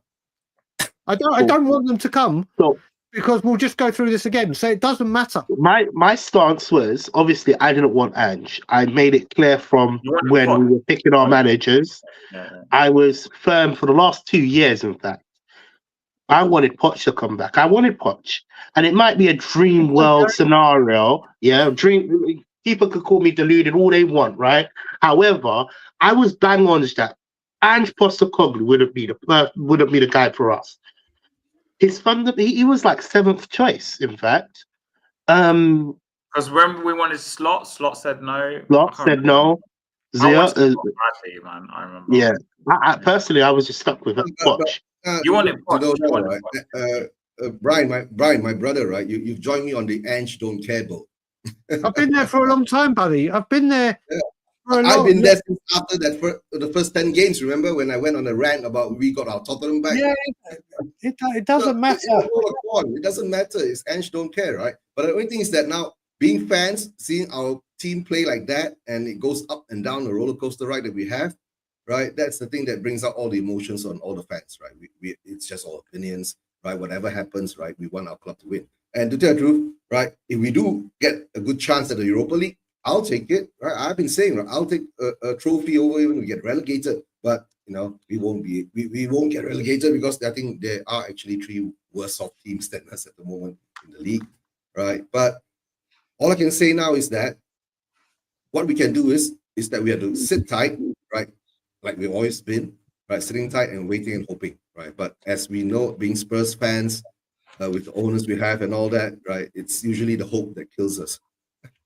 That's all I'm gonna say, right? But if you say game by game, yeah, sometimes it's frustrating. It gets into your head, right? That's why TJ is going on his rant and all that, right? About not playing Spence. But like you say again, right? I want to start first. I don't think he's going to play Spence against Alkmaar personally. And if he doesn't, man, we need to riot. This is why I was like, this is why, because I've almost been because I was saying earlier, I've wanted him to play youngsters in the league, innit? So usually him resting Son and Kulu wouldn't be an issue for me. But I've been trained to predict what Ange is going to do because of his tendencies this season. And his tendencies is he will go as soon as a started 11 player in his eyes is fit, he plays them. It don't matter how anyone else is playing. It doesn't matter. Like Porro has not gotten rest when he could have got rest. Udogie, he could have got rested, he didn't. Kulu could have got rested, he didn't. Son could have got rest, he didn't. This has been a whole thing throughout the entire of this season. But now, at this point in the season, now he's switched it up, which is why in my brain I was hella confused. Why is he switching up now? Why is he doing this? Why is he resting now? Because the season's been done. From months ago, the season's been over. So it would have made sense to start this resting thing early when we were still in the FA Cup and the Carabao Cup and all of this. And yes, we got to a semi-final, we lost. We wouldn't have won anyway because Liverpool clowned us pretty much. But when all the injuries were starting to happen, it was because we were playing Europa League group stage games and we were playing Premier League games. That's why it happened, because we were still playing 2 games a week back then and Andrew was not rotating. So that's why I was like, okay, so clearly he's taking the league seriously. He wants the best players in his team to play in the league. Now he's starting to rotate players, which is what I wanted him to do, which is why I agree with everything Brian had said. It shouldn't really be a big deal. It's just Ange has now switched up his mentality, what it looks like, in terms of he's finally given up on playing the best players in the league, or on our team in the league. He is now saying Europa League or bust. So he's resting all the players he can. The most important. Is it the title of the stream? Say so. Europa League. Yeah. Pretty much. Yeah. So he's pretty much now said the league is done. We're not getting Europe and we're not getting relegated. So it's time for Europa League now. We're gonna rest our best players. Spence, best fullback. Kulusevski, best player. Son, we know what he does in Europe. He's actually been all right in Europe at times. We're gonna rest them in Premier League. Don't worry about that. Odegaard, go on. Brendan, go on. You know what I'm saying? We're going to rotate between Spence and Porro and Udogie. That's what he should have been doing. And that's why, again, I'm not too much on Ange for this rotation thing. I'm not too much on him. It's not really his fault. We could have drew the game with the players on the pitch already. It's just Ange, now he's switching it up. He wasn't switching up his mentality before, which is what was really getting me and making me mad at this guy. Because he wouldn't switch it up. Now he's switching it up. It's just I need to now update the info. That's the exact thing. Sorry, guys. I just want to say real quick, this is the exact thing. We have been all saying on all our YouTube channels, or if we don't have channels, the streams we've been going on, saying we need to see rotation. Why isn't he playing this one? Why we're all going, why didn't he play Spence earlier when he had him all season with Porro? We're saying, why has he done this? Why has he not done that? Why is he not doing this? And then he does start doing that. And people then start saying, well, why are you doing that? Mm-hmm. This is why I went on We Are Tottenham TV yesterday and I said, you know what? And I said exactly the same thing. I don't know why so many people are going, oh, you don't do this against Manchester City. Yeah, right. Last season when we were challenging for the Champions League and when we got 5th, if he had done that then, you're like, what the hell are you doing? This is a huge game with massive ramifications on the result. There was absolutely no pressure on this result whatsoever. So we all say, why isn't he rotating? We need to keep our players fit. This is why we keep getting injured, because we don't rotate. And then on a game, he does rotate with absolutely no significance whatsoever, apart from another defeat. People start getting mad about him doing exactly what he has to do. Can I say something though? Can I say something? Last year, this is nothing to do with rotating. Last year, we were against Man City, and maybe 85% of our fan base said we should lose, because by us losing, it would have by us losing, it would have allowed Man City to win the title. Right, cool, whatever, right? Because Arsenal was in potential. If we won against Man City, regardless of what happened, right? Cool, boom. And Ange had a big go about the fans saying, "I'm here to win all my matches," right? Where's the same energy now? That's all I'm saying. I keep it standard, innit? Now you're throwing away important matches. In my opinion, this is how I see it. Again, I might be wrong. I might see it as black and white. I want to win every single match, even if it's against Arsenal, even if it's against Luton, even if it's against Cardiff. I want to see us perform every single match. Then TJ, I'm gonna play. I hate this phrase. Yeah, play. Yeah, play. I hate saying this phrase, bro. But I'm gonna say go with Brian's narrative that he's gonna rest the players for the It's not my narrative. It's what's going on. Well, yeah, I was waiting for him to say that. Whoa. Listen, I have a narrative. Yeah, the narrative is a buzzword, man. You know what I'm saying? Owners, be very careful what you say. When it comes to the owners, you can say that 100%. Okay. Number one, obviously, I'm going to ask everyone this. Is Spence going to play? Because I know this is the big one. And number two, if we play the Alkmaar game and he, like this comment says, he loses it, do you think he's going to get sacked? Nah, Look, personally, it's too far in for him to get sacked, isn't it? At this point, we should just wait for the end of the season. He should have been sacked a long time ago. Let's get this correct. Any other manager in his situation would have been sacked, right? But in my opinion, we rest these players. We play this in this game and we lose, right? Cool. Another one bites the dust, but I don't even see why people are hyped up about the Europa League, because I don't even think we can win that. Personally, I don't even see us winning the Europa League. I don't see us winning the Europa League. I don't either, to be honest. I think all of this hype about rest until Europa League and all this, right? All of that, right? I don't even see us winning it. In my opinion, we should play what's on the pitch. So, for example, the Man City game, we should have played our best squad, in my opinion, because I want to win every single match.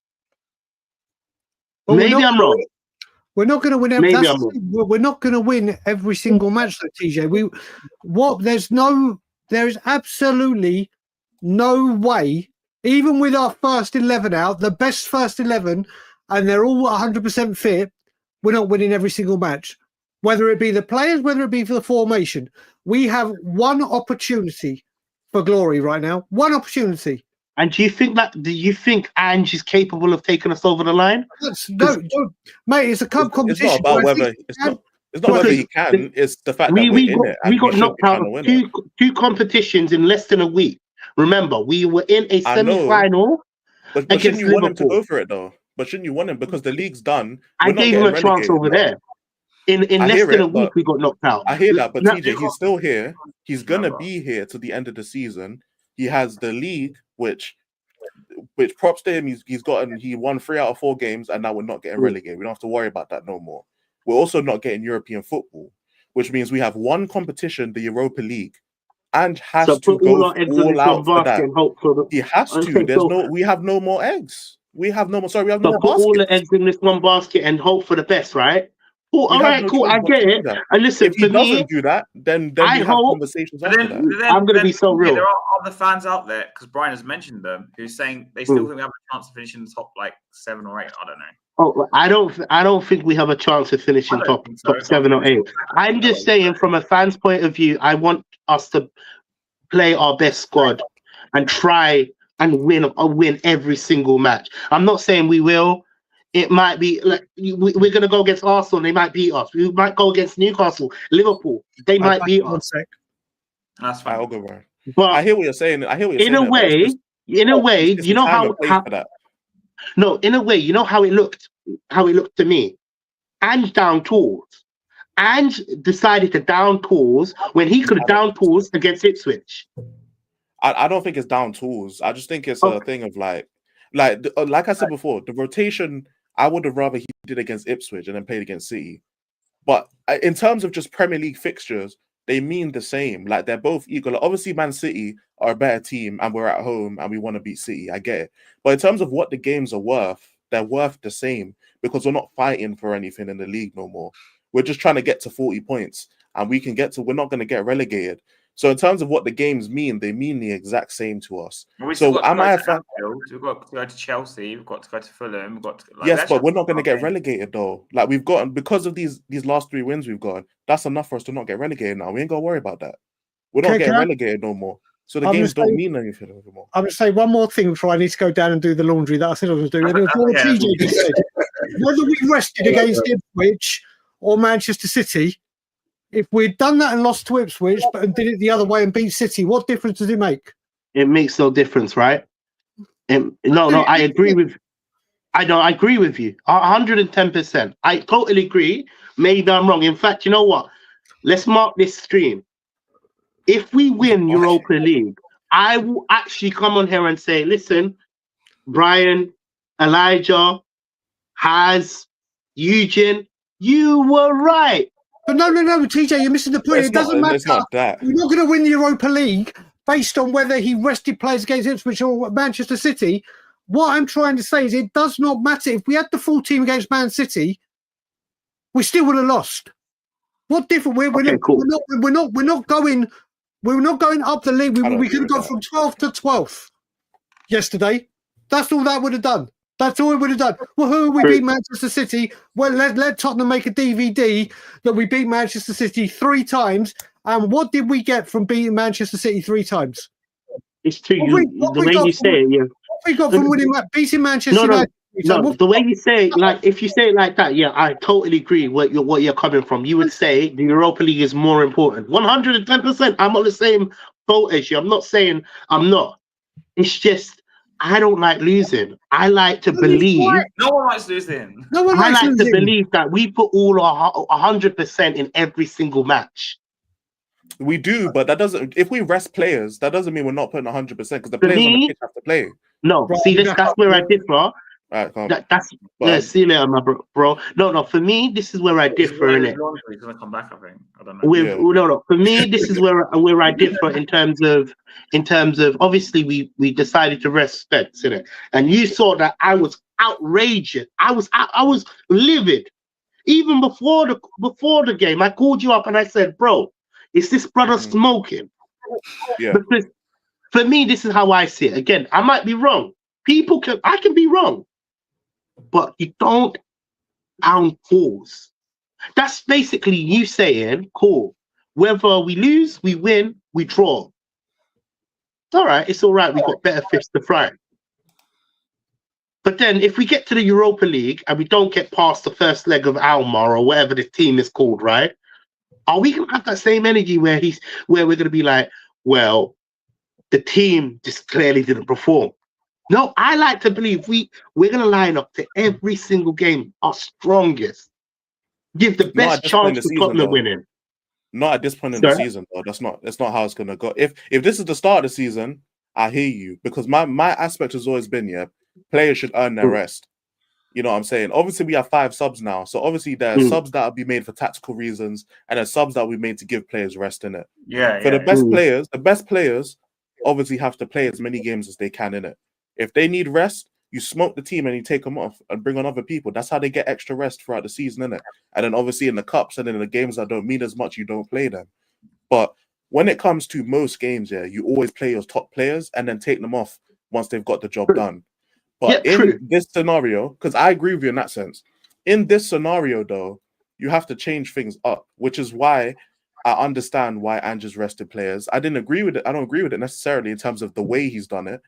But the overall thing of rotating players, I agree with, because I've been the one to say, yo, Ange, play the youngsters. I've been saying since 2024, since October, November, whenever, I think Brian said November the 3rd was the Villa game, play the youngsters. I've been saying then, yo, rotate.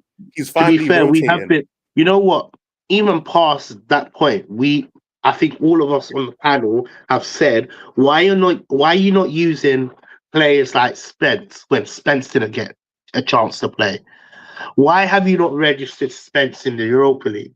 Why have but he's done those things now. This is my point. Now he's done those things. I think this is the perfect chance. Yeah, this stretch end of the season plus the Europa League is the perfect chance now, because Ange has been forced to use players like Spence, and Spence has become one of our best players.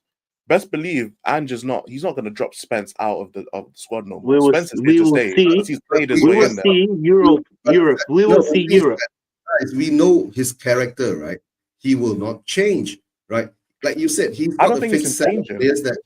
No, he's got a fixed set of players that he likes to use most of the time.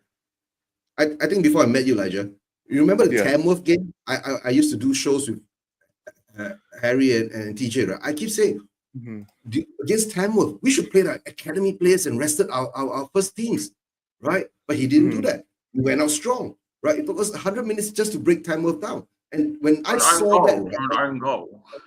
And from own goal. And when I saw that, right, I know, number one, the levels that we are at, maybe because of the injuries, the not enough rotation, and players are being overplayed. And that has carried on. But now we're moving into a newer phase where our players are coming back. Right? And we've seen a group of players being played, and they've been doing well. And when there comes a switch, a lot of us would get this kind of a knee-jerk reaction. Why isn't he playing? Why he's been taken off and all that? It comes down to it now, right? Where a lot of us are saying, all right, quick question. Wait, quick question. Can I ask you guys a question? I'm going to call the stream Spence, but anyway. Can I ask you guys a question, innit? What's your lineup for this Almar game, innit? Are we going with our... Do you think Spence is going to start, TJ? 100%. I hope so. Listen, I hope so. Do you think he will? With all the energy I've given on this show, I hope so. No, but do you think he will? Not what you would do first. I don't. But do you think he will? I hope he starts over. Yeah, I do believe so. No, I'm saying, but I know you hope. But do you? Yeah, no. I'm saying. I am saying he is going to start over Poro. Now he will play the same back four lineup like he did against MCT. We know that, right? First of all, you don't think Spence will play? You don't think Spence will play? Spence will be on the bench, right? Again, I believe that because I see him. Odogi will play again, right? Because Odogi needs to play, like he's been saying, right? Maybe, like I said, in the halftime, change them around. But at this moment in time, right, we know Ange he's got this fixed mindset in the way that he plays. He's already said, right, when Udogi comes back, he will be the prioritized player over Spence. But maybe, like you said, resting Poro, right? Resting Poro and put Spence on the right. Maybe. I'm not sure. But we do know that I think there will be it's 8 days. It's an 8 days rest there. Right. So it's not to say that but we do not know, right? What happens in those 8 days, whether they get a knock in training, something happens along the way, they fall sick, right? We don't know. But all I can say at this moment now, I don't see Spence starting. Okay, interesting. Elijah, you're the last person. Do you think so? Because me and Eugene are two who think that he won't start Spence. TJ and Brian think he will play him. It's down to you now. Do you think he's going to play Spence? So I'm the tiebreaker. I'm the decider. No. You are the one building the narrative. All right, fair. Let me think about it. Now, you know what it is, yeah? Do I believe Ange is stubborn? Yes. I think that you have to have some level of stubbornness to make it as a manager, especially at the Premier League level. So it's not that he's stubborn is my issue. It's just, again, I guess the lack of rotation and stuff. But Jed has played well since he's come in and been our best player. For as much as stick I give Archie Gray, in quotation marks, in my opinion, anyway. But don't worry, man. I guess my opinion don't matter. He has been good for us, not as a defender, but he has shown that he can at least, as even at his current age and play style, be a squad player and then progress into things. So I do believe Archie has played his way into getting some minutes. He's played his way into getting Ange's heart is crazy. But and I think Bergvall has done it as well, because I think Bergvall's done it too. So I think that I think Spence will start. He'll start with Udogie, and I think Porro will be on the bench. He hasn't dropped Porro many times, but he has dropped Porro before. So it's not like we've never seen him drop Porro. So I feel like Spence will start. I just think it's a thing of like, players have come in, and obviously Spence has proven him wrong in a sense. Like Gray and Bergvall hasn't necessarily proved him wrong, but they've shown that they have qualities and capabilities to get big minutes, or at least to get like somewhat decent minutes anyway. And I don't think Ange will just sit them back on the bench and not use them no more because everyone's back. I feel like they're gonna carry on getting minutes. Maybe there won't be as many minutes as we want. That's something that we'd have to prepare ourselves for, especially when it comes to Jed Spence. But I do believe that he's gonna see it, because even people who are Ange in, they love Spence, they love Bergvall, they love Archie Gray. You know what I'm saying? But do you think? So, Elijah, say me and Eugene are right. I'm just playing hypothetical. No, I'm saying if we're right and say Spence doesn't play. Elijah, you mean people who love Ange, who are Ange out? You mean not Ange in? Right, even if they're Ange in, Ange out, bro, they love Spence and they love Gray and they love Bergvall. You know, it's actually, to be fair, Mr. Box Office. So yeah, you know what I'm saying. But there's people who are Ange out or Ange in who hold Archie Gray and Bergvall and Spence in high regard. Right. It's not like a loyalty thing between a manager and players. Like, it's just the players. Their position on the manager won't affect how they view the players. But you know what I'm saying? There'll be people who are... You do your watch longs and that. Say you do your watch long, and you find out that Spence ain't playing. What do you think's going to happen? Oh, my head will be gone. 100%. My head will be gone. Especially if it's expect a call from me. You would expect a call from me, innit? Yeah, I'll call him and I will tell him, bro, the man didn't start Spence. Yeah. Yeah, my head will be gone, innit? Okay, but... It's one of he should start. I'll be very surprised if he doesn't. I'll be like TJ probably if he doesn't start. He will start. Yeah, I'm very sure that he's going to be starting, because you don't play Porro a full 90, whether it's 8 days or not. You don't play Porro a full 90 and then play him the very next game when you have Spence, who you've rested for that. So do you know how stupid it will look as well that he brought him into the Europa League team based on his form to then not play him? To them not play him, it'll make him look worse. There is absolutely no way Spence don't start. If I was Spence, I didn't start, I'd probably kick off, to be honest. Spence starts. Listen, it's whether he starts in place of Porro or he plays in place of Destiny, because he can play either. There is absolutely no way.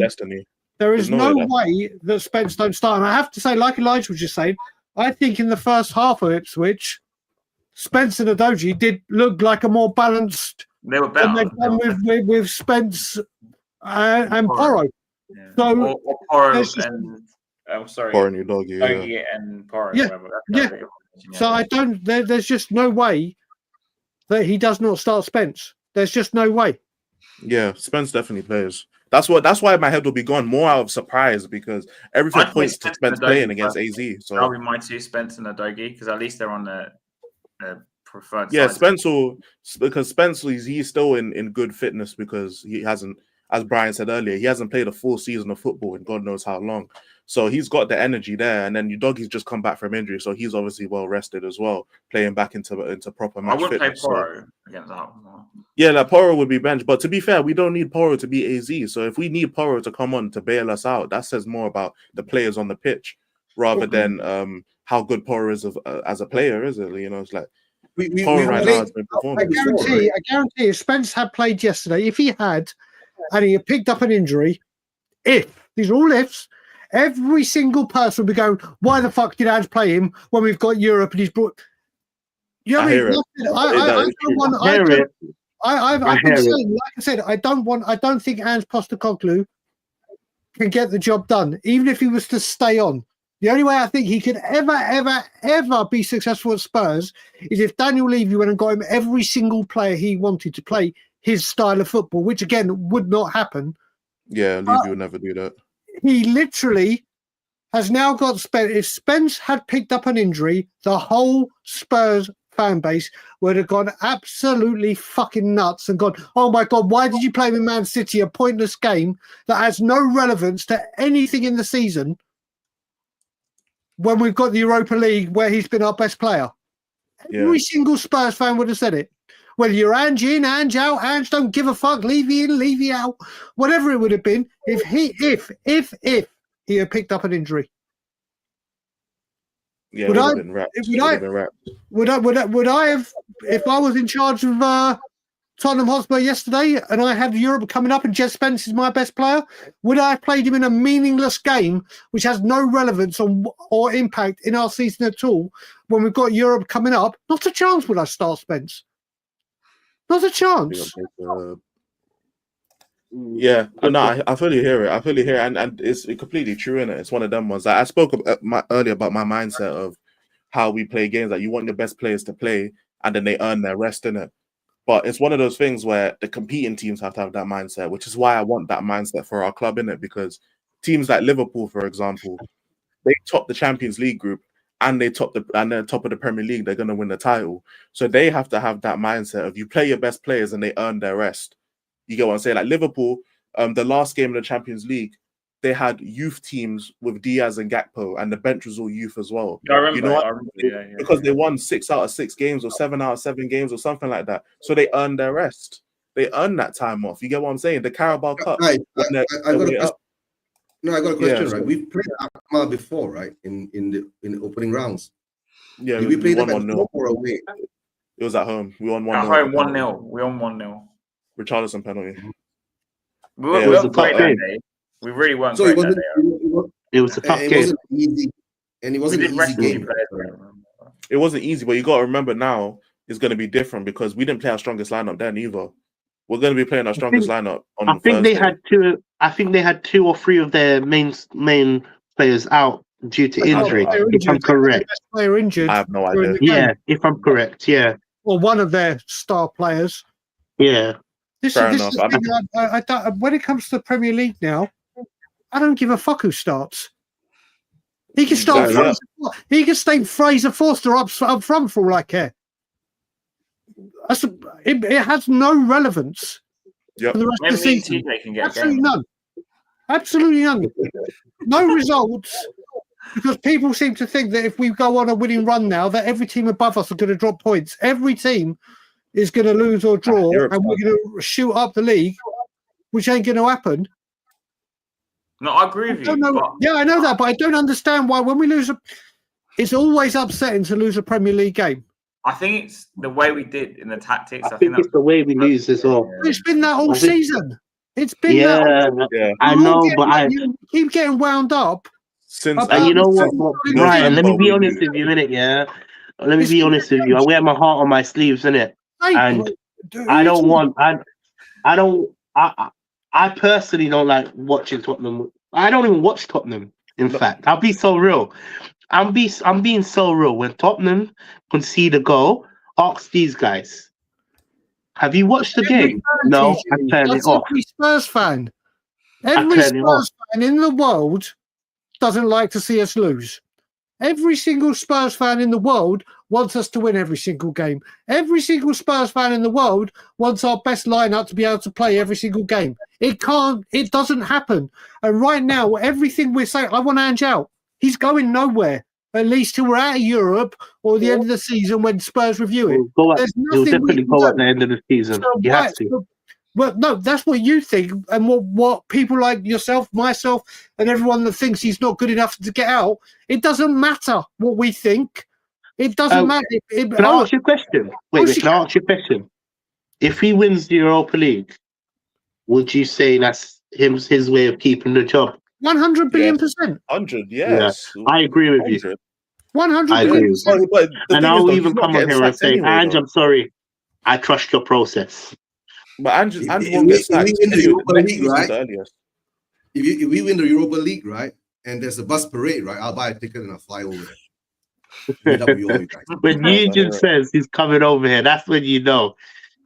But this is how bad it is. If Ange wins the Europa League, and I don't mean bad for Ange, I mean he is the most successful manager in a very long time tenure, and Alan Sugar's tenure for winning. Oh no, Alan Sugar. But that's the thing. I can start going mad about. I don't like Ange's team selection. I don't like his style of play. Every team knows how to play us, but every single week when we're losing, we're all talking about the same thing. Nothing is changing. Nothing is changing. Whether we lose to AZ Alkmaar, whether we lose to Bournemouth the week after, whether we win both games, nothing is changing until the end of the season. Yeah. I'm saying the reason I'll be so disappointed, the reason I'll be disappointed if we don't win the Europa League is because I believe we can do it. I believe this season, with Andrews the manager and with the players that we have, we can win the Europa League. That's why I'll be so disappointed if we don't win it, bro. You get what I'm saying? Like, even win the Carabao Cup, I believe we could win the Carabao Cup with this squad and with this manager. I believe we could have done it, which is why it hurt so much when we didn't do it. That's the thing, like that. You know what? Europa League is the best competition for Tottenham to actually win, because then that means we're back into Champions League. He's done it backwards. Imagine win the Europa League, get back into the Champions League, bumps your uncle. It's a good season. Yeah, you know what I'm saying? Like, Europa League would definitely save the season 100%. It would. But it's one of them things. Sorry, a lot of people think if he gets knocked out Europa League, he'll get sacked. But I don't know. No chance. Wait, so what? Okay, can we discuss this, innit? If he doesn't go far in this Europa League, if we don't get to the final, what's keeping him in charge? Yeah, there's nothing there to keep him in charge. For blooming sake, Levy and Enoch and these fucking owners, innit? These guys, innit? As much as I hate them, and I think we all hate them on this channel. Well, okay, I don't know where everybody stands. I know I hate them, innit? Yeah. Blooming sake, you have to sell. Yeah, I'm like, yeah. You have to sell. You need to get go. You need to be gone. But horrible. Sorry, say that again. No, I was reading the comment. Sorry, TJ, my fault. But no, I'm just putting it in the perspective of that's another season of failure. Where are we gonna go? Who can we even bring in to salvage the situation? DJ, we've been in 17 years of seasons of failures. It's terrible. I haven't seen my club win a trophy. I haven't seen my club win a trophy. The only trophy I saw, and look, let me be honest with you, is the 2008 Cup, but I was too young to remember it. Yeah, the Audi Cup, the Tiger Cup. That's my trophies that I'm seeing. Audi Cup, bloody hell. Tiger Cup, no way. So I've been supporting Spurs for TJ, I know, because you went to the process with me. You were one of the loudest people there, probably. Bro, I'm not gonna lie to you. If we don't win a trophy in the next 2-3 years, there's no point of supporting this club. I can't do it to myself, man. I genuinely, it's depressing. It's depressing. I come on this show every single week stressed out. Watch my shows. Every single show I do is just I'm stressed. I'm losing my hair. My high blood pressure. You know what? We had healthcare. A few weeks ago when you were actually quite happy, but that was for other reasons, I think. Yeah, other reasons, innit? Yeah, other reasons, innit? Not Spurs. Other reasons, yeah. Not Spurs. But bloody hell, man. We need better, man. Levy, Enoch, you fucked my club up. Mind my language, sorry. All right. Anyone else want to say anything before we end the stream? Because first of all, anyone? Okay, a match scoreline for the first leg. I'll go first. I think it'll be 1-0 to us. I think 1-0 in the first leg. Brian, anything? Do you think? I reckon 2-1 Spurs. TJ, I'm dreading this one. Is it home? We're at home, yeah? No, away, bro. Away. Away. 1-0 Tottenham. Okay. Eugene? You know my Zen prediction, right? We always win 4-2.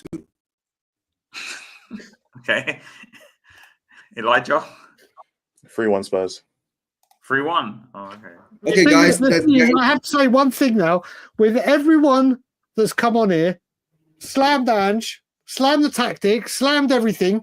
Every single one of you have just said a Spurs win. Yeah, I don't mind the tactics. I don't mind. I know, innit? But you know what it is, innit? I've never cared about tactics. You know what it is, be so real. I've never cared. It's the love for Spurs.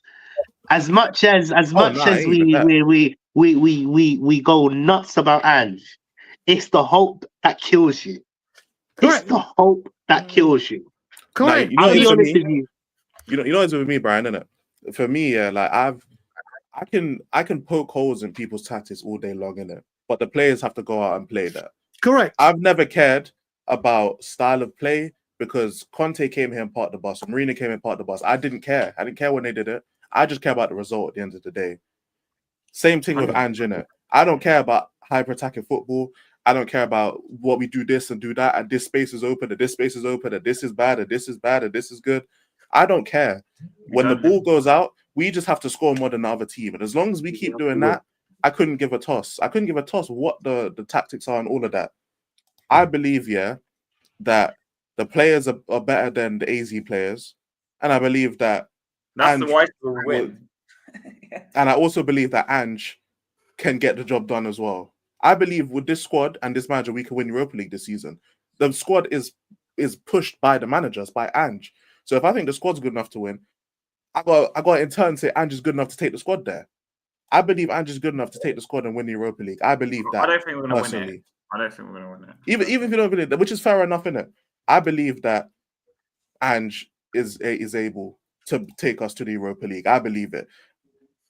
So if he doesn't do it, that's why I'm going to be disappointed, because I believe that the badge is good enough. I believe that the players, the squad, is good enough to beat anyone else in the Europa League. Whether it's Man United, whether it's Lazio, whether it's Bilbao, I believe we can beat them.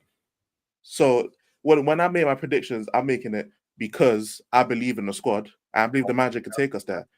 Whether I'm Ange out or not, I'm telling you, I'm Ange out, because I don't. The what I have for Spurs in that, his whole philosophy about football disagrees with mine. That's why I'm Ange out first, because he said himself that he values entertainment the same as trophies. That goes against my whole philosophy as a football fan, which is why I'm Ange out firstly. But if you just take players, you just take the manager, if you put them together, they can beat Bilbao, they can beat Lazio, they can beat Frankfurt, they can beat AZ, they can beat these teams, man. It's just Champions League, then you get a bit techie, you know what I'm saying? But we don't have to face a team of Liverpool's quality. We don't have to get past them. We don't have to get past a team of Man City's quality to win the Europa League. We're talking about Man United. You know what I'm saying? We're talking about Lazio. Like, Lazio's a good team, don't get me wrong. Bilbao's a good team, but they're not Liverpool. They're not City. You know what I'm saying? Like, they're more Aston Villa kind of level. And we can beat Aston Villa. We've already done it this year. So that's why I'm not really too... It's not. I rate optimism. Like the only difference between like United, for example, they're having a poor season. The only difference is they have won trophies in the last 5 years, where Tottenham haven't won trophies for a very long time. So the no factor goes into their favour. The reason why I can't see Tottenham winning Europa League, I think there's stronger teams in this actual setup than us. If we get to Lazio, then we might have an issue.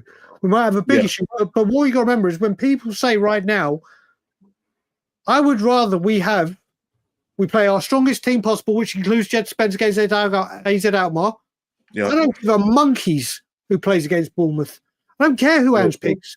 If Ange goes right, Spence, you back out. If he goes Kulu, you back out. Son, you back out. Gray, you're out. Whoever. Vicario, you're out. I don't care. Premier League, I don't care. Ange needs to focus on Europa League. Because it doesn't matter what happens in the Premier League.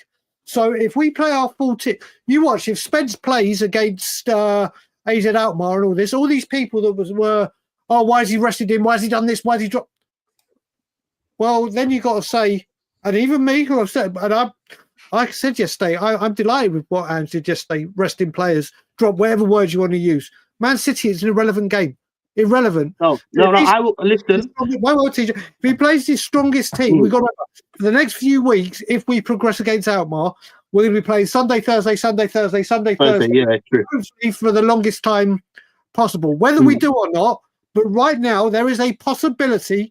Just because we're in the tournament, we could win it. We could get to the final.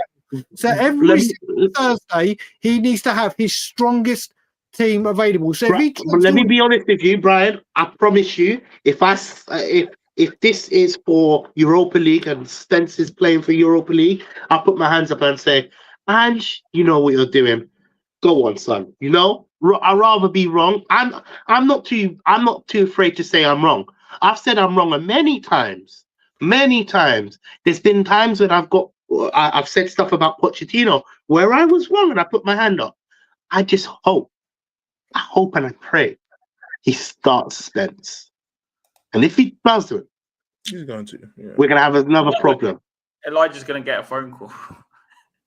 I can't lie, my head would be gone if Spence don't start. Just because he got rested, didn't it? So he didn't play the full 90. So I'm in Spurs, man. Let's go win this Europa League.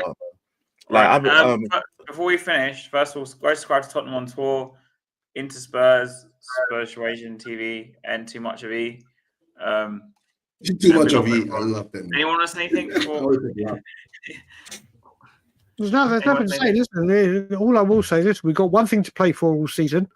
Let's just hope Ange has all the best players available for Europa League for as long as it continues. If we go out against Alkmaar, what will be in his position. But then he can play the strongest team in the Premier League. It doesn't mean anything. But whilst we have the chance to progress in the Europa League, I would rather Ange Postecoglou, whether I agree with his tactics or not, whether I agree whether he should be in charge or not, I want my manager to be able to have the strongest team available to play in a tournament where there is a potential we could win something. Would I take winning every single Premier League game for the rest of the season over getting to the Europa League or seeing the bet? No, I want us to win the Europa League. Do I think we can win it? Probably not because of Lazio and whatever.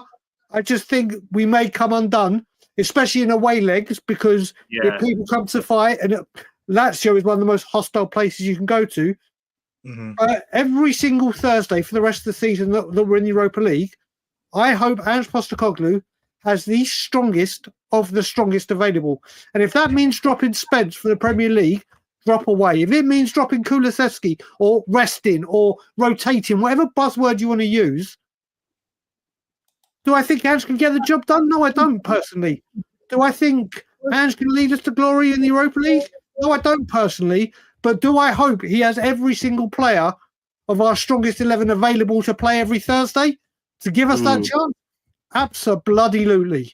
And if he has to drop all of them, whether it be Van de Ven and Romero, whether it be Dominic Solanke, whoever it may be, do it in the Premier League because it means nothing. The rest of it's done. It's done. Yeah, no, you're right. You're right. You're bang on the money. Are you streaming tonight at 11 o'clock? Yeah, tonight I'm streaming 11 Check out your channel. I subscribe Too Much of E because Too Much of E, man. Just a chill stream, man. I'm bringing the series back because I've been really busy just in my personal life, so I'm gonna start being a bit more consistent on YouTube. You know what I'm saying? So just the normal chill streams. It usually starts off talking about football, and then we just start talking about whatever because there's not really direction for the streams. They're just chilling, isn't it? So you feel like chilling 11 o'clock. Eugene, are you going live at all? Are you gonna watch along this? There's no games this week, so I'm on next week.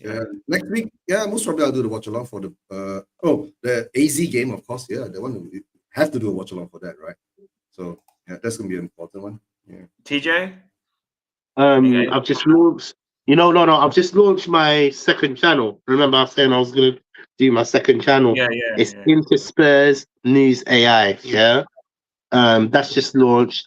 I've got a lot of content that is coming up. I've done so much research. I'm buried in research, in fact, So when news articles come out, I basically do my little 1-2 summarize, and it takes me hours to summarize some of these articles, And I've actually improved AI's voice. So stay tuned to that. So subscribe to that channel. Apart from my channel, I've got one guest coming on, I think Friday. I'm not too sure. I need to message him. So I've got a show coming, a little interview. So subscribe to that as well. And yeah, man. And Brian. And also, can I just mention something? I want to big up all the love I've been getting over the last couple of weeks. I love you guys. You know what? You're like, I'll be so real with it. I found my groove this past week, you know, and just thank you for that. But yeah, you're welcome, TJ. Yeah. And Brian, when you guys are next on? Oh, do you know what? Tottenham on tour. One of the main things is I need to get my arse in gear. Sometimes I've got some personal stuff going on at the moment, but I just need to get into a rhythm and bringing content out. But there's sometimes recently where I've just been like, do you know what? I can't even talk about Spurs right now. I don't even want to talk about it because no matter what you do or say, it's a feeding frenzy at the moment. And at the moment, things are bigger in my life right now. Like I say to my little brother Ryan Isaacs, even he who is going home and away every single game this season, including Europe, even said this. And Tottenham, when he spoke about moving abroad or doing so, he always said, you know what, I don't think I ever could now because of my love for Tottenham going every week. And I was like, you know what? When you look at it, when I left to move to Israel, when I left to move to Canada, one of the biggest things was being away from Tottenham and will I get to see Tottenham? But do you know what? I get to see Tottenham every single week, regardless, living here. And do you know what? My life with Alana and my family and building a life and having a life is way more important than making sure I don't miss a single thing with Tottenham Hotspur or whatever. There are more. It takes over my life and it makes me so enraged that I spend my life when I'm not streaming and things are going bad. I'm like, I'm on Twitter or I'm on seeing who's on a stream or see what stream I can get on. And I'm like, all right, darling, listen, I know we haven't spent any. I'm going to go. No. Happiness and being with my wife is more important than anything Tottenham will ever do. When I come back in April, yes, I'll be going to the training ground. Yes, I'll be doing what I can to help change for Spurs if there's anything going. But I'm going there because it's my mum's 70th and my eldest nephews are getting bar mitzvahed and I'm going to see my nephews and niece. You could say Spurs win the Champions League final against Arsenal in Barcelona and we've got you VIP tickets, or you can spend some time with your nephews and your niece. Fuck Tottenham. Fuck Tottenham. I'm done with it. I'm done with it. I'm done with it taking over my life. I've met many great people doing what I do. I've met many people that are against me. I've met many great people like Gary Beggs, and he knows I keep mentioning this. Me and Gary used to be at loggerheads on Twitter. Absolute. And on streams when he was in the comments. I love the guy now. I love the guy. We speak regularly on Twitter. We may disagree on certain things, but it's amicable. It's friendly because I realised Spurs and Spurs YouTube isn't life. It's really. It's true. My family, my wife, my nephews, my niece, everything like that is way more important than anything Tottenham Hotspur will ever do or achieve. And as much as I love talking about it, and as much as I will harp on about Levy Hour any opportunity I can, I'll tell you a funny thing. Do you know what? When I kissed my wife good morning and good night, the last thing I did at night was kiss my wife to say good night. Then before I shut my eyes, I used to go, Anna's always leave you out. When I woke up, that's too much. That's like Eugen. I used to wake up and go, Anna's always leave you out. Then say good morning to enough. I can't lie, Brian. That's crazy. Mate, it swallowed me whole.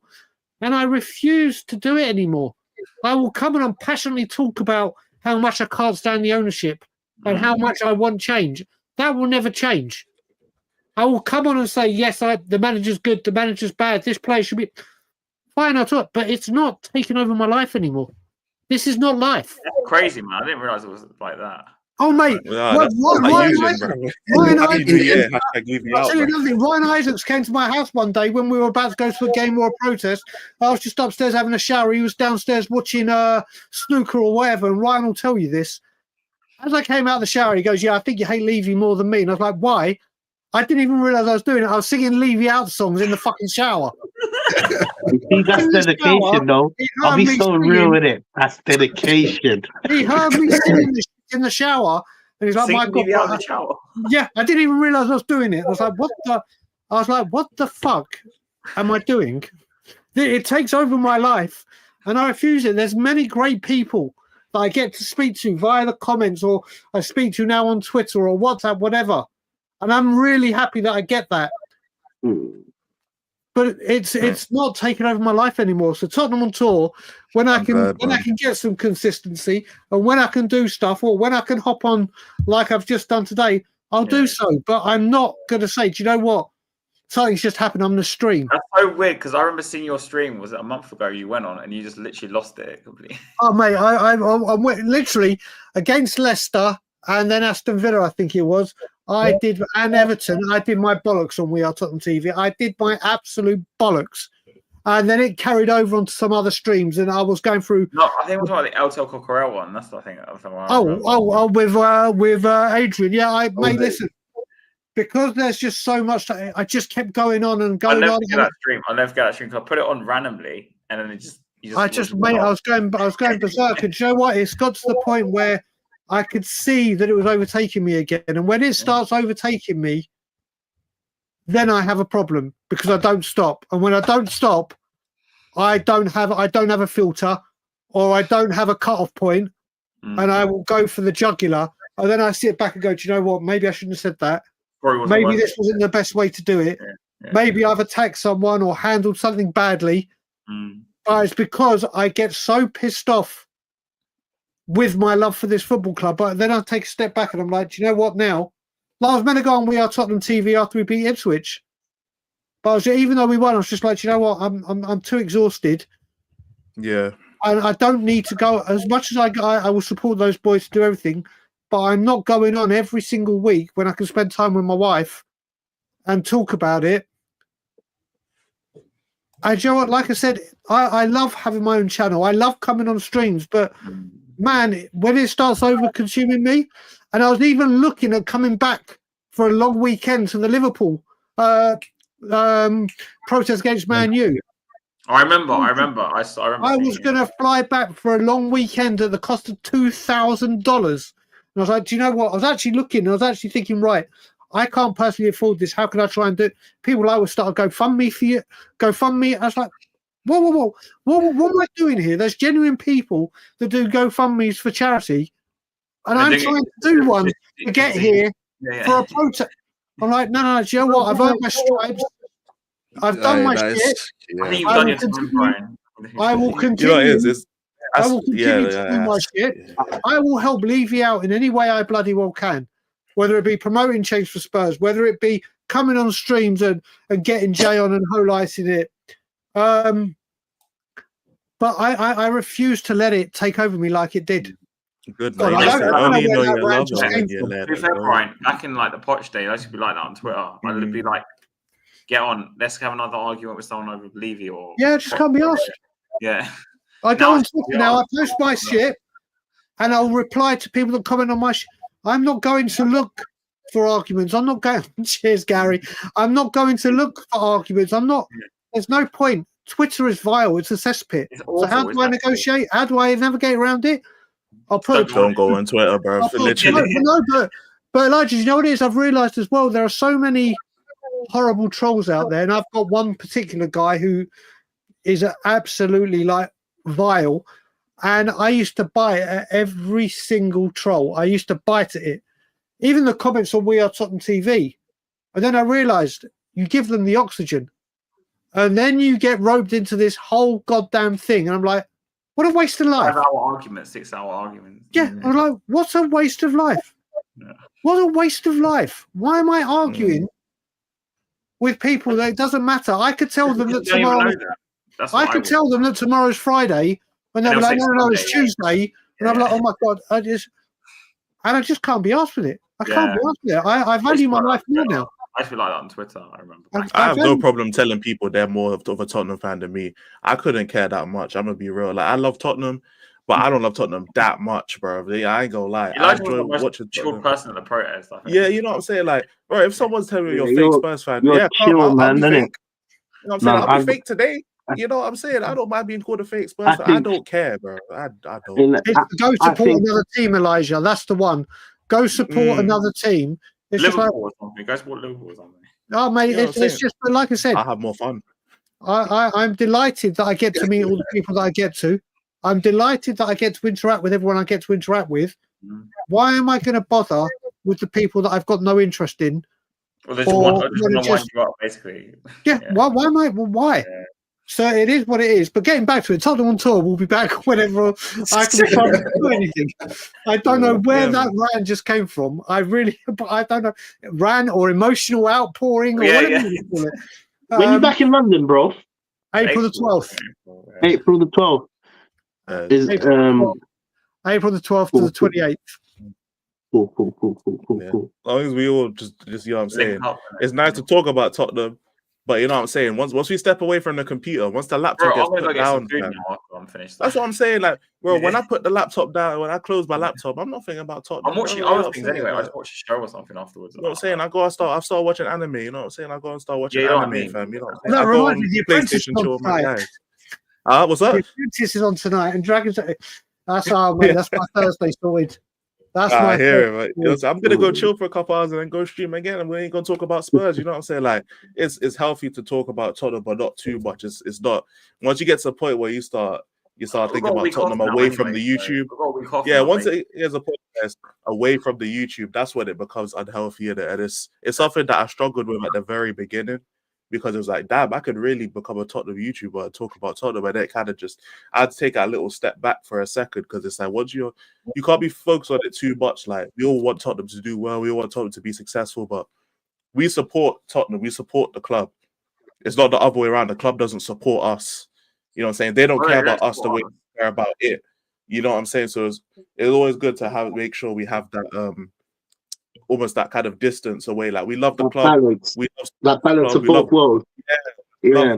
No, you're right. You're right. No, carry on, my bro. I'm saying you're right. You're right. Carry on. Yeah, but that we have to make sure that we have that healthy boundary. Like, we all have families. You know what I'm saying? We all have. Like, I don't have any kids, but I know a bunch of people have kids. You know, so I know Brian, you probably have kids.